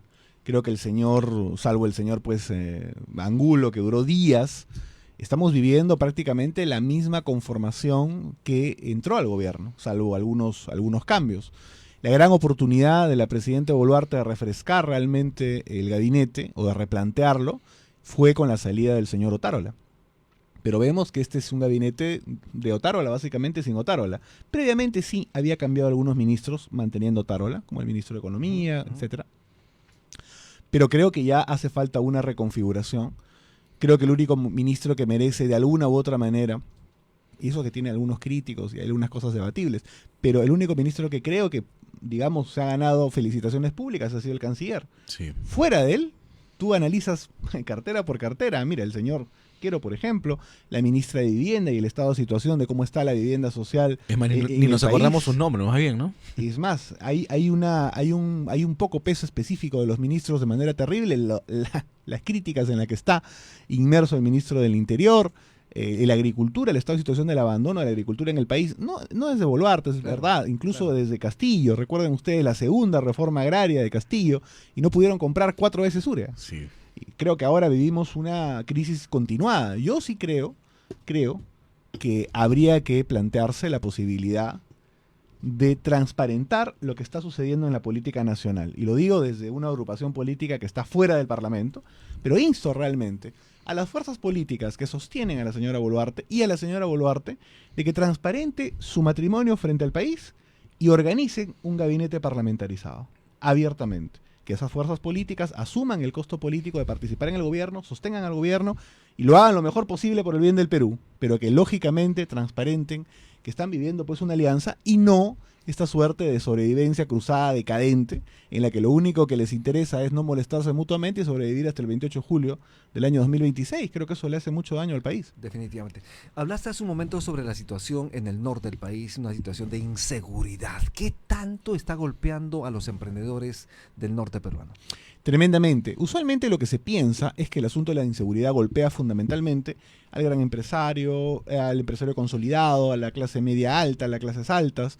Pero yo vengo del valle, por ejemplo, de Jequetepeque, y ahí he constatado cómo a los agricultores que tienen menos de 5 hectáreas, parceleros, y a las pequeñas microbodegas, principalmente, sufren la extorsión sistemática de la criminalidad organizada alrededor o del gota a gota o de ya abiertamente cupos. Pero esto es terrible, no solamente Absolutamente allí, sino terrible. en todo el país está ocurriendo esto. Por supuesto, pero digo el norte porque aquí se han descontrolado las cosas en múltiples expresiones. Tienes el tema, como digo, del sicariato, de la extorsión, del crimen organizado. Tienes además cómo ha explotado el tema alrededor de Patás, por ejemplo, Claro. que ni siquiera, digamos, desde la mirada limeña se entiende bien lo que ha pasado ahí. Y todo el proceso, paréntesis, que debe haber un debate amplio y abierto sobre la formalización de la pequeña minería y evidentemente la condena a la minería ilegal. Todo el norte se ha descontrolado alrededor de temas que tienen que ver sin duda con el asunto de la seguridad ciudadana y no ha habido, y esto es algo terrible, porque no se trata de un tema únicamente de presupuesto. Acuña ha tenido un presupuesto determinado destinado a seguridad. Recuerden que Acuña es gobernador de La Libertad, además de aliado de la presidente. El papá de Libertad, como dice El Boluarte. papá, yo creo que es el padrastro de la Libertad y la señora Boluarte, la madrastra. Pero creo que es importante decir aquí que habiendo un problema de inseguridad tan grave, el señor gobernador César Acuña ha gastado solamente el 9% de su presupuesto anual, estando agosto, prácticamente septiembre ya, en lo que es seguridad ciudadana. Mira, ¿ve? Ni siquiera ha podido, lógicamente, pues, comprar los patrulleros que había prometido, por ejemplo, entre otras cosas. Cuando además se requiere de esos elementos necesarios para poder Absolutamente. patrullar la Cuando- ciudad y y cuando hay hacer... plata para frente hacerlo, a- ¿no? Imagínate, ¿no? Hay dinero. Hay Ese es el gran y terrible problema. No se toman decisiones. ¿Por qué? Porque está pensando más bien cómo sostiene a su ministro. Ahora que parece que le van a sacar al ministro de Salud, está diciendo, bueno, me le sacan al ministro de Salud, pero me ponen otros 2 ministros. Por lo tanto, lo único que está pensando es, evidentemente, cómo hace una campaña presidencial absolutamente descontextualizada. Porque creo que ahora Alianza para el Progreso, por lo menos en la fórmula presidencial, no va a superar el 5%, de acuerdo a cómo van las cosas. Quizás en la parlamentaria sí.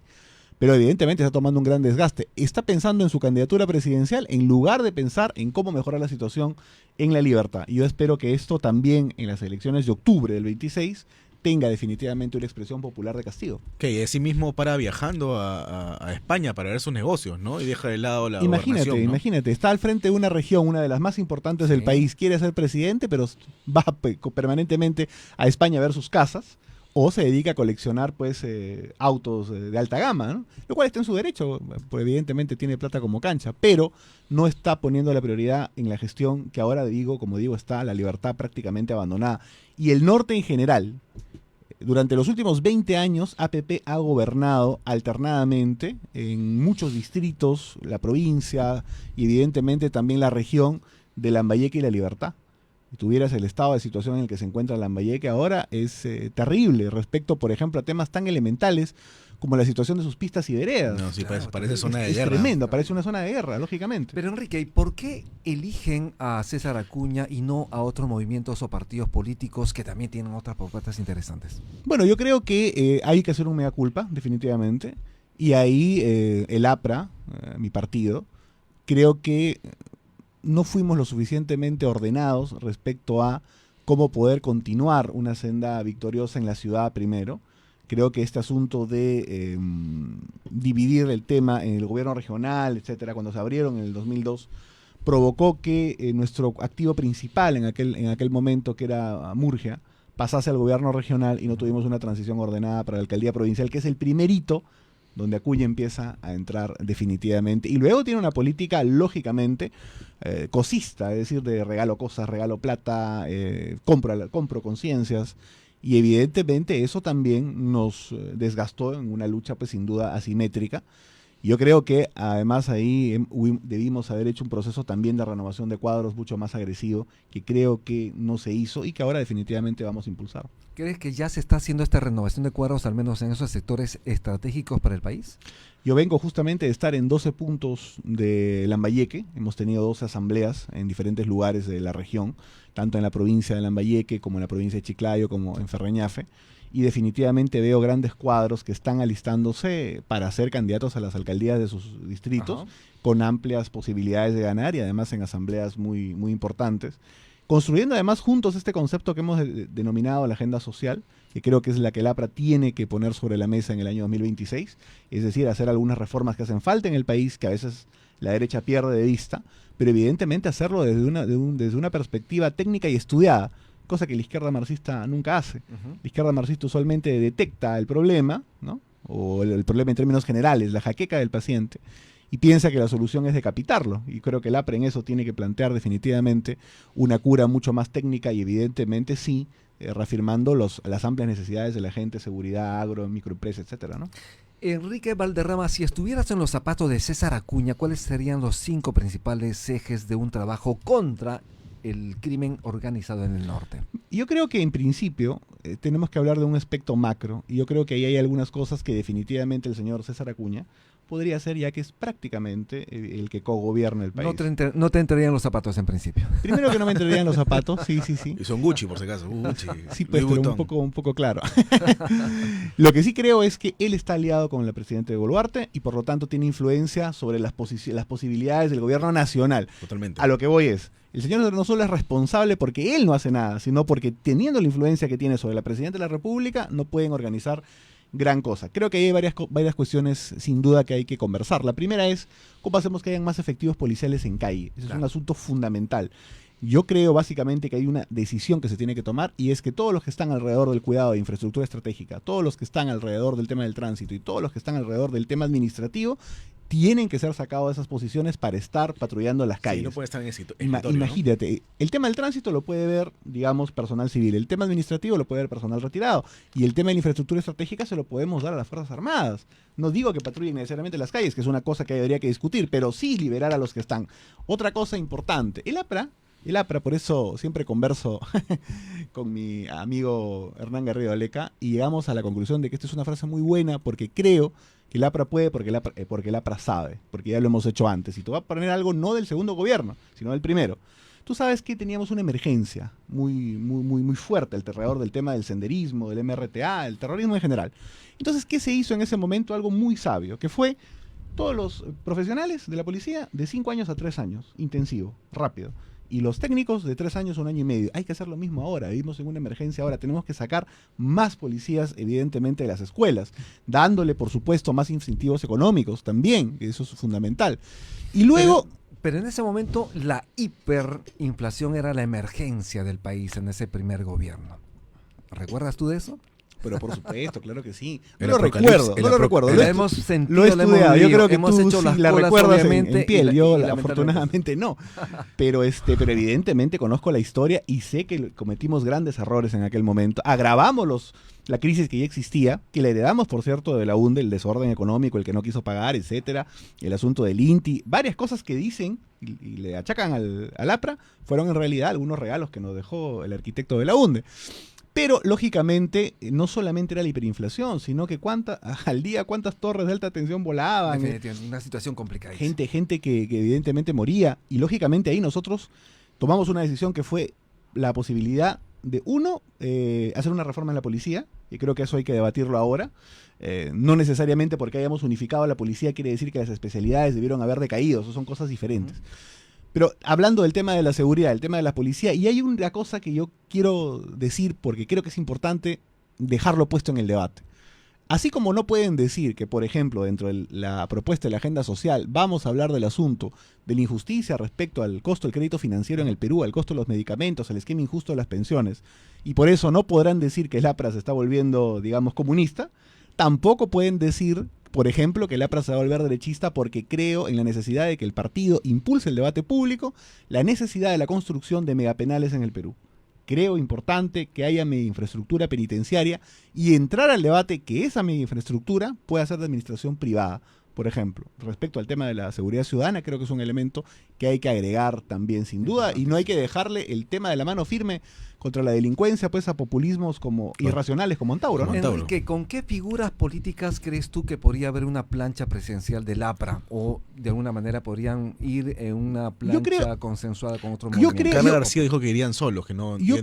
Pues para empezar, creo que un partido de 100 años, y en esto coincido, lo escuché en Canal N al ingeniero Roque Benavides, decir que un partido de 100 años evidentemente debe sentirse en la capacidad de poder presentar pues una alternativa, evidentemente, convocando sin duda gente independiente, técnicos, como estamos haciendo una vez al mes.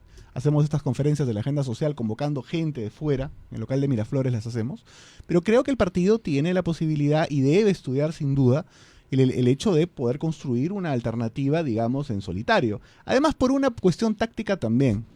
En una elección con 58 registros, Claro. donde muy probablemente haya 50 candidatos, digamos, va a ser un activo muy grande. Por ejemplo, la Estrella, la Lampa, sí. el PPC seguramente. Los partidos que tienen una recordación por historia. Y yo por eso le digo a mis compañeros en todo el Perú, lo primero que hay que hacer acá, en este momento, antes de estar peleándonos entre nosotros, que eso evidentemente también es un poco una marca que tiene el partido, que poco a poco se irá unificando conforme llegue la elección, lo que hay que hacer es pintar a la estrella por todos lados, porque ese es el principal activo en este momento, el reconocimiento que tiene nuestro símbolo. Por lo tanto, sí, considero que es una opción sin duda estudiar, pero antes de todo eso, creo necesario, ineludible, urgente, la convocatoria a un Congreso Nacional del partido para poder renovar la conducción y la vocería política del APRA. Yo creo que eso es lo primero. Sin eso es muy difícil poder hablar de un esquema de candidaturas o de planchas, porque evidentemente el partido ya requiere nuevos voceros, fundamentalmente. Creo que el No es Mulder ahorita en ese momento presidente de la vocero. Comisión Política tiene 7 años en el cargo. Creo que es un compañero que ha demostrado, evidentemente, por ejemplo, contra Vizcarra, creo, sin duda, sin temor a equivocarme, que fue la voz más potente y más dura contra un régimen al que muchos les tenían miedo, y creo que ha cumplido una labor estupenda, pero creo que es el momento ya de una renovación en ese sentido, y eso solamente se puede hacer a través de un Congreso Nacional del partido. ¿Te gustaría que el candidato presidencial de la sea Roque Benavides? Ha demostrado, o ha dicho, mejor dicho, en múltiples entrevistas, que no está en esa búsqueda. Creo que sería un estupendo candidato. Me parece que ha insinuado que podría de repente ir al Senado, no lo sé. Todos los que quieran, todos los que quieran o sientan que tienen la posibilidad de ser candidatos presidenciales o de representar al partido, deberían inscribirse. Y en una interna se decidirá finalmente quién sí, quién no, y luego todo el mundo cerrará filas alrededor de quien sea electo. Se habla también de Carla García y también se habla de Hernán Garridoleca. ¿Qué propuestas tienen ustedes en todo caso? ¿Cómo ven a estas posibilidades? O pues una plancha los tres, ¿no? Yo creo que todo el mundo, repito, lo que sientan, porque lo primero que hay que tener para poder ser candidato a cualquier posición es tener claro realmente qué es lo que uno quiere, hacia dónde uno va. Así es. Entonces, si los que se sientan capacitados, listos para ser candidatos a la presidencia, representando un partido histórico, además de 100 años, que tiene que ver definitivamente con un impulso ideológico, programático, con el conocimiento de la organización y la capacidad de ser su vocero, que se inscriban en las internas y el pueblo aprista decidirá sin duda. Un militante, un voto. Sí, claro. 8:33 de la mañana, estamos en altavoz en Vital FM 91.1 de tu dial. Vamos a hacer una breve pausa y volvemos. ¿Regresamos?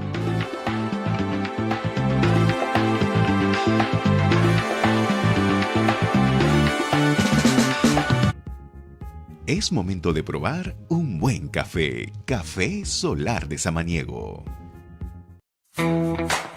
En Vital FM las noticias llegan con Altavoz. Infórmate de todo lo que necesitas saber sobre actualidad, política, economía y mucho más. Altavoz, de lunes a viernes a las 7 de la mañana por Vital FM y también por nuestra plataforma multimedia.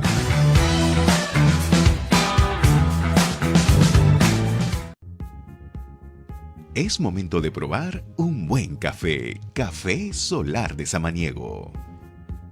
En Vital FM las noticias llegan con Altavoz. Infórmate de todo lo que necesitas saber sobre actualidad, política, economía y mucho más. Altavoz, de lunes a viernes a las 7 de la mañana por Vital FM y también por nuestra plataforma multimedia.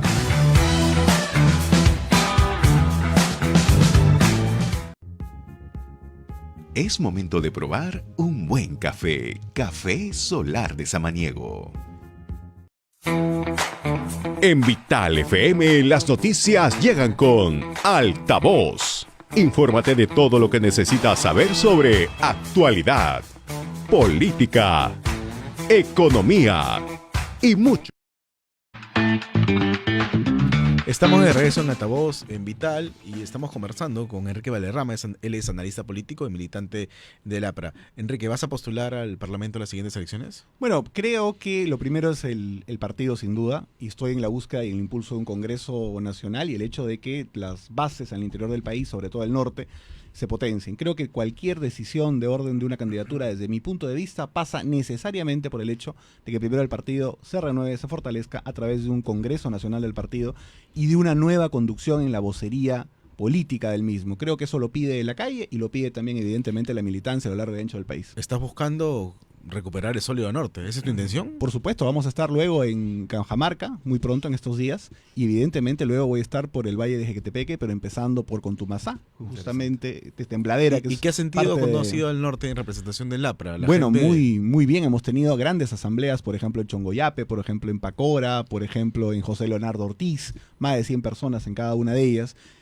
asambleas de reencuentro y evidentemente todos apuntando a la necesidad de que sus circunscripciones puedan volver a tener administraciones apristas y representantes, obviamente, al Senado como a la Cámara de Diputados también, ¿no?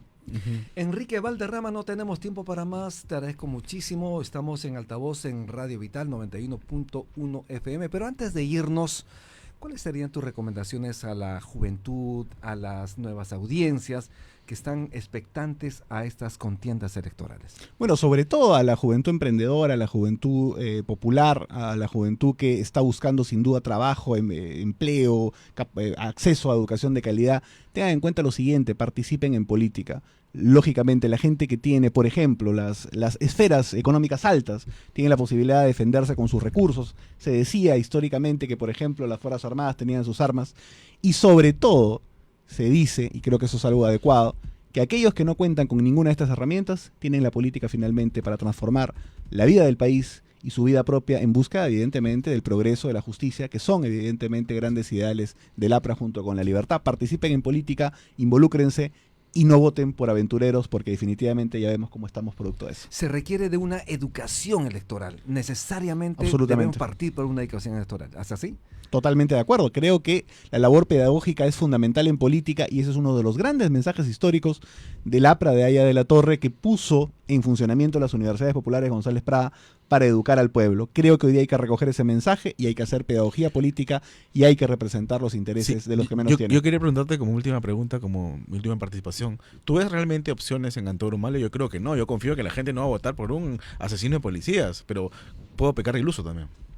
Creo que si tú comparas la solidez intelectual, la sagacidad, la audacia de Pedro Castillo y de Antauro Humala, creo que Antauro es más sólido. La gente incluso votó por Castillo. No estoy seguro de que si siquiera vaya a participar. Creo que están a punto de vetarle su organización. No necesariamente estoy a favor de eso, pero quiero dejar un mensaje aquí.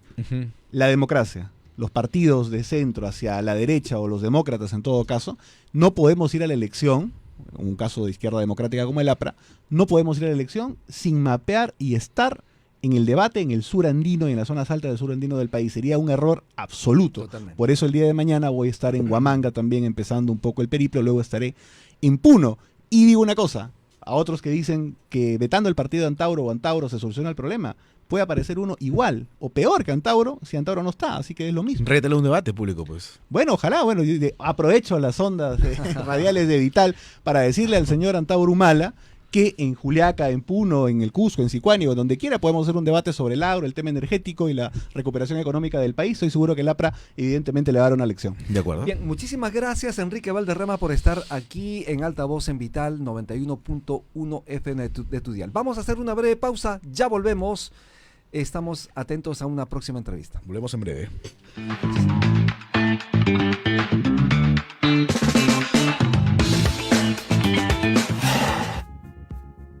Es momento de probar un buen café. Café Solar de Samaniego. En Vital FM las noticias llegan con Altavoz. Infórmate de todo lo que necesitas saber sobre actualidad, política, economía y mucho más. Altavoz, de lunes a viernes a las 7 de la mañana por Vital FM y también por nuestra plataforma multimedia.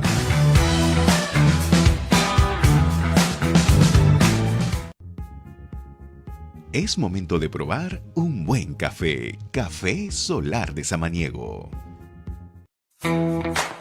En Vital FM las noticias llegan con Altavoz. Infórmate de todo lo que necesitas saber sobre actualidad, política, economía y mucho más. Altavoz, de lunes a viernes a las 7 de la mañana por Vital FM y también por nuestra plataforma multimedia.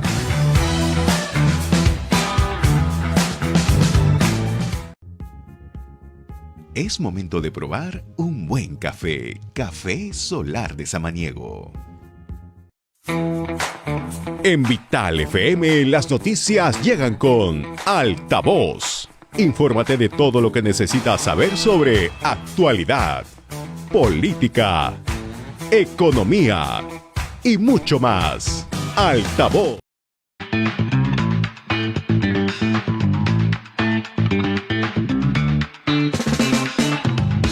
8:41 de la mañana, nuevamente estamos aquí en Altavoz en Vital FM 91.1 de tu dial. Ya estamos conectados con Noelia Bernal, ella es doctora, profesora de Economía de la Universidad del Pacífico. Muy buenos días, doctora Bernal, bienvenida a Altavoz en Radio Vital.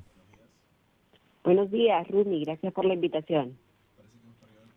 Hemos perdido la comunicación, parece. Muy buenos días. Aló. ¿Cómo está, doctora Noelia Bernal? ¿Cómo está? Bienvenida a la radio. ¿Cómo está usted? Bien, bien, Rumi. Muchas gracias por la invitación. Muchísimas gracias. Profesora, en principio, ¿qué le parece a usted la reforma ya aprobada en el Congreso de la República, esta reforma del sistema de pensiones en el país? Mira, me parece muy irresponsable fiscalmente porque es una reforma muy costosa que beneficia principalmente a los afiliados de las AFPs. Estoy hablando de las medidas de pensión por consumo, a las pensiones proporcionales, y pues esta población no es la más vulnerable. Por ejemplo, esos recursos podían haber sido destinados a pensión 65. Uh-huh. Sin embargo, la actual reforma tiene una expansión muy gradual, muy chiquita, no se habla ni siquiera de expandir el monto de la pensión. Entonces, me parece que esos costos van mal dirigidos a una población que no la necesita. Estamos hablando además de una pensión mínima de 600 soles mensuales, según lo aprobado, para quienes realicen al menos 240 aportes al sistema privado de pensiones y no realicen retiro de fondos a partir de la entrada en vigor de la norma. Así lo señala. ¿Qué opinión tiene usted sobre esta pensión mínima? Eso también no está bien diseñado, Rumi, porque preguntémonos qué pasa con la población que ya sacó su dinero. Claro. Que la misma superintendenta ha salido a decir que la que era superintendenta salió a decir que había un gran número, me parece que el 70% de afiliados ya tenía en su cuenta 0 soles. Entonces, la medida actual dice de que a esas personas, mientras no vuelvan a hacer un nuevo retiro, van a poder acceder a una pensión con subsidio del Estado. Entonces, ese subsidio va a salir muy caro porque esas personas ya sacaron ese dinero. Sí. La propuesta del Ejecutivo en su momento planteó esta posibilidad, pero condicional a que las personas devolvieran ese dinero retirado. Uno de los puntos interesantes también es esta pensión por consumo, donde se va a destinar ese 1% del consumo con boleta de venta electrónica y esto va a entrar a una cuenta individual de capitalización. ¿Qué opinión tiene usted de esta posibilidad de que las personas puedan tener en sus fondos previsionales este 1% del consumo a través de boletas electrónicas, doctora? Ya me parece una mala política, una solución muy facilista que lo que hace es destinar parte de nuestra pobre recaudación de IGB a las cuentas de las AFPs. Y eso es muy irresponsable porque somos quizás el segundo país de Latinoamérica que menos recauda por IGB, tenemos una presión bajísima Y eso lo que va a hacer es agravar la posibilidad de que sigamos incumpliendo las reglas del déficit fiscal, porque no vamos a tener los ingresos esperados vía recaudación para cubrir una serie de políticas de bienes públicos.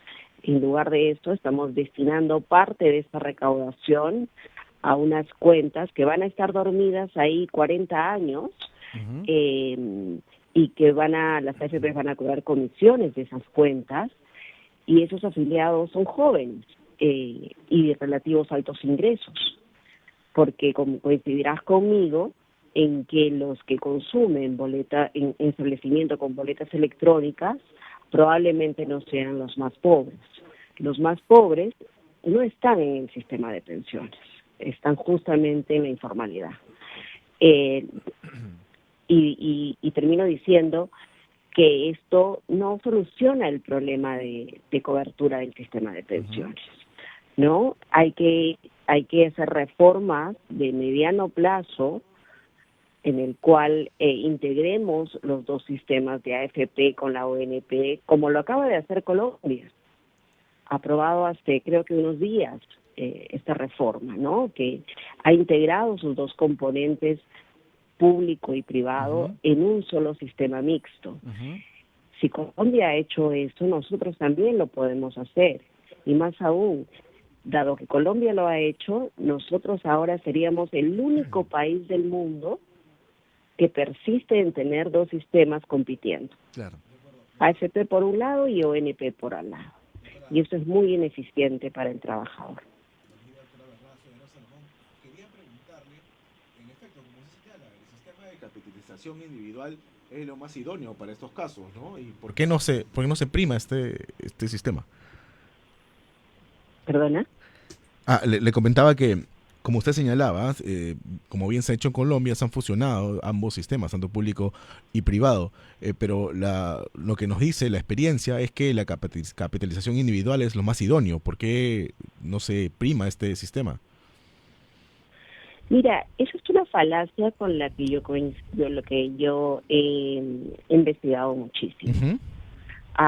Se creía en los años 80, 90 que la capitalización individual, ¿no? AFPs, era la solución a nuestra seguridad social, incluso iba a reducir informalidad, en fin, una serie de mejoras. Pero lamentablemente, y lo digo lamentablemente porque yo también hubiera querido que sea así, la evidencia luego de 30 años muestra que este sistema no es bueno para la mayoría de gente. Y no porque sea malo en sí, sino porque nuestra realidad laboral es muy triste, es muy precaria. La gente no tiene buenos salarios, no aporta regularmente, y entonces, ¿qué pensión va a lograr ahorrar en una AFP? Y encima hemos dado medidas para que saquen plata. Sí, pues. Entonces, no es el mejor sistema. ¿Para quién? Pero el otro es peor, bueno? ¿No? Para los trabajadores de altos ingresos, que tienen un trabajo estable, para ellos sí. Y así funciona en países como Inglaterra, como Estados Unidos. De manera voluntaria, los trabajadores de mayores remuneraciones pueden ahorrar en este tipo de fondos de pensiones. Y está bien, pero en nuestro sistema está al revés. Se cree de que es lo mejor para la mayoría de trabajadores, y no lo es. Pero al contrario, la ONP es un fondo común y eso yo lo veo más complicado, ¿no? Porque igual el Estado va a asumir gran parte de los subsidios. No, es cierto que la ONP tampoco es perfecta. Tiene sus deficiencias. Pero algún mecanismo de seguridad social necesitas brindar. Entonces, ¿qué hacen la mayoría de los países? Un sistema mixto. Un pilar básico que se basa en una pensión 65, chiquita, para la gran mayoría de adultos mayores pobres o vulnerables. Chile ya llegó a la universalidad. Luego un segundo pilar que está basado en el 90% de países del mundo en sistemas de reparto o sistemas colectivos. La idea ahí es ajustar las reglas hacer las reformas paramétricas a los sistemas para que no presenten déficits. Y subsidiar a través de pensiones mínimas solamente a los que lo necesitan, a los trabajadores más pobres, digamos. Y un tercer pilar con estos ahorros voluntarios a través de AFPs, para complementar la pensión de aquellos que tienen altas remuneraciones. Eso es más o menos el diseño que prima en la mayoría de países del mundo. Menos Perú, como te decía, que hoy en día somos el único país que tiene dos sistemas, y cuando un trabajador ingresa al mercado laboral tiene que elegir entre estos dos sistemas, complejos de entender. Y debería Eso ser, es muy malo, en mi opinión. tiene que mantenerse la obligatoriedad de tener un fondo de pensiones, estar adscrito a un sistema para usted, o puede ser opcional, porque yo puedo invertir mi dinero en, no sé, en una caja financiera, etcétera. Mira, la obligatoriedad es necesaria, Sí. porque si tú vuelves voluntario un sistema de ahorro para la vejez, lo que va a terminar pasando, y hay mucha evidencia de eso, es que la gente no ahorra. La gente, tenemos sesgos conductuales y valoramos mucho más el presente. Entonces vamos a destinar nuestra platita al consumo presente. Así es. Y vamos a llegar a adultos mayores y no vamos a haber ahorrado nada. Eso es lo que pasa en todo el mundo, no solo en países pobres, sino en países desarrollados también. Y es justamente por eso que se implementa el ahorro obligatorio, ¿no? La inscripción obligatoria a un sistema de seguridad social. Y Doctora, como su nombre lo dice, tienes que asegurar los riesgos a las personas. Y va a haber un componente de subsidio. Es decir, el Estado va a tener que ayudar. La pregunta es, ¿a quiénes quieres ayudar? ¿A quiénes puedes ayudar fiscalmente? Sin quebrar tu sostenibilidad fiscal. Si queremos, y por supuesto que yo quisiera que ayudemos a todos, que le aumentemos la pensión a todos, que tengamos una pensión universal como lo tiene Chile, pero lamentablemente nuestras cuentas no nos dan. Sobre todo en un contexto de crisis económica que estamos viviendo, tenemos bajísima recaudación tributaria, hemos incumplido regla del déficit fiscal, y entonces esta reforma lo que está endeudando nuestras finanzas a futuro, ¿no? Vamos a tener más probabilidad de seguir incumpliendo las reglas fiscales. doctora, una y consulta. Por eso decía al comienzo de esta entrevista que es muy irresponsable que los partidos políticos estén haciendo política económica de mediano plazo. Doctora, ¿no? ¿cuánto Cuando es el estos estimado? temas son bien técnicos y los costos asociados a estas reformas son altísimos. Entonces hay que ser muy cuidadoso en el diseño y la aplicación de este tipo de beneficios. Doctora, el estimado aproximadamente cuánto se estaría horadando la caja fiscal a través de este 1% del IGB. ¿Hay estimados sobre ello? No existe estimados. Yo realicé un estimado sin incluir esta pensión por consumo, porque es relativamente nueva, pero sí incluí los costos de dar esta pensión mínima en el sistema privado, pensiones proporcionales de 250 y 350. Y eso más o menos te va a costar entre 13 y 16% del PBI. Uy, eso es bastante, muchísimo. Es altísimo. Eso es prácticamente lo que hoy día tiene de déficit el Sistema Nacional de Pensiones, Claro. Incluso más. Entonces, por supuesto que no lo vas a pagar en solo un año, pero te puedes imaginar que todo ese dinero se puede invertir en otras cosas Definitivamente. más urgentes. Doctora, No quiero que por favor se me entienda de que yo estoy en contra de dar algún tipo de beneficio a las personas en seguridad social. Mi recomendación es hagámoslo a los que más lo necesitan. ¿Quiénes son los que más lo necesitan, en mi opinión?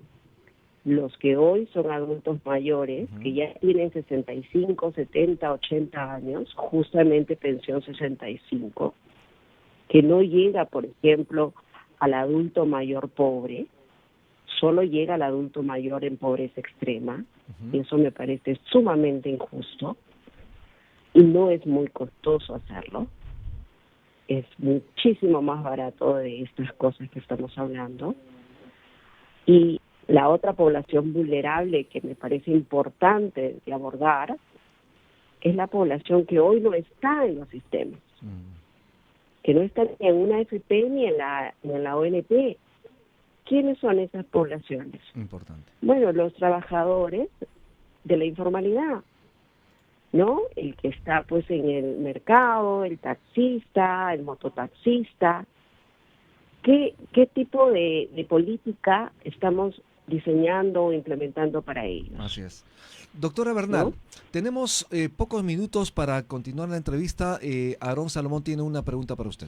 Sí, doctora, no quiero generar pánico financiero, pánico en las personas, pero ¿usted cree que van a desaparecer eventualmente las AFP?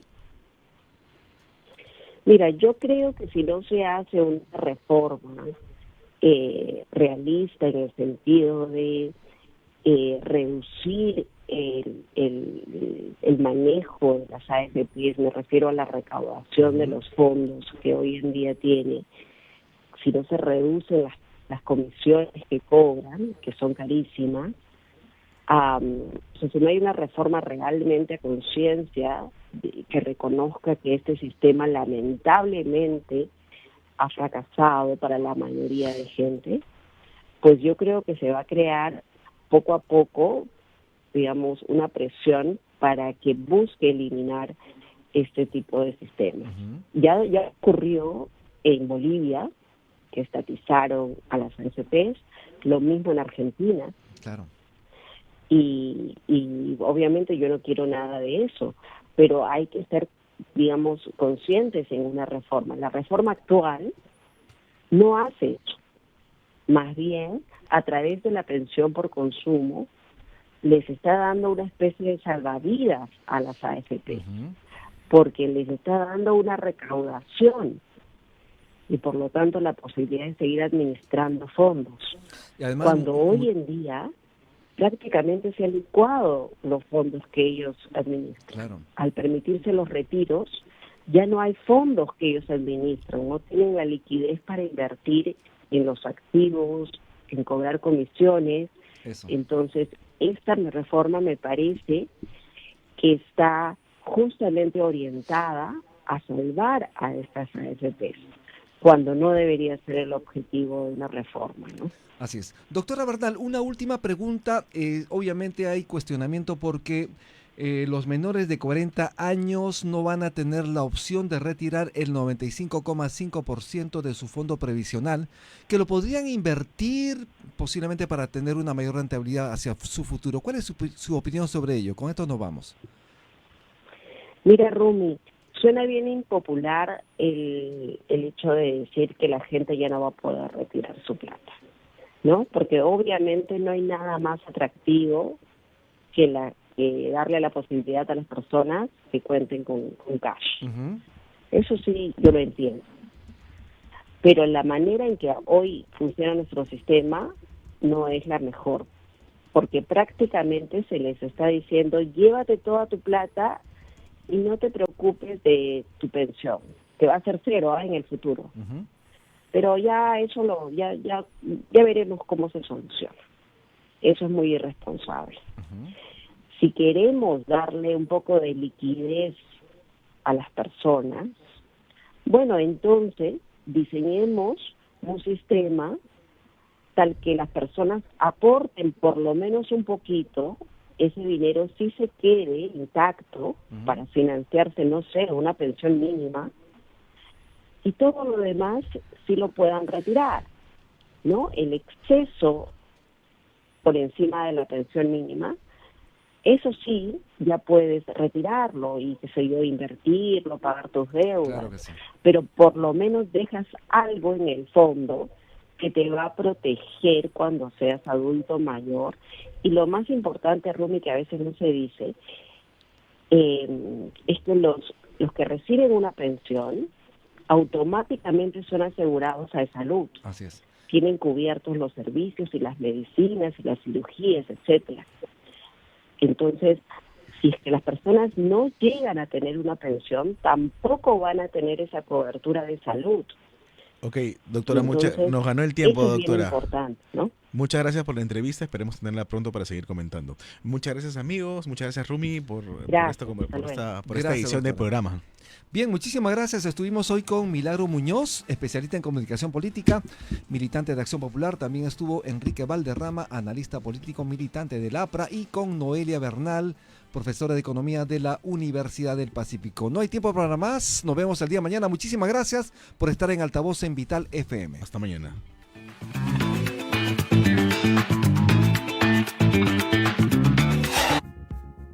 Es momento de probar un buen café. Café Solar de Samaniego.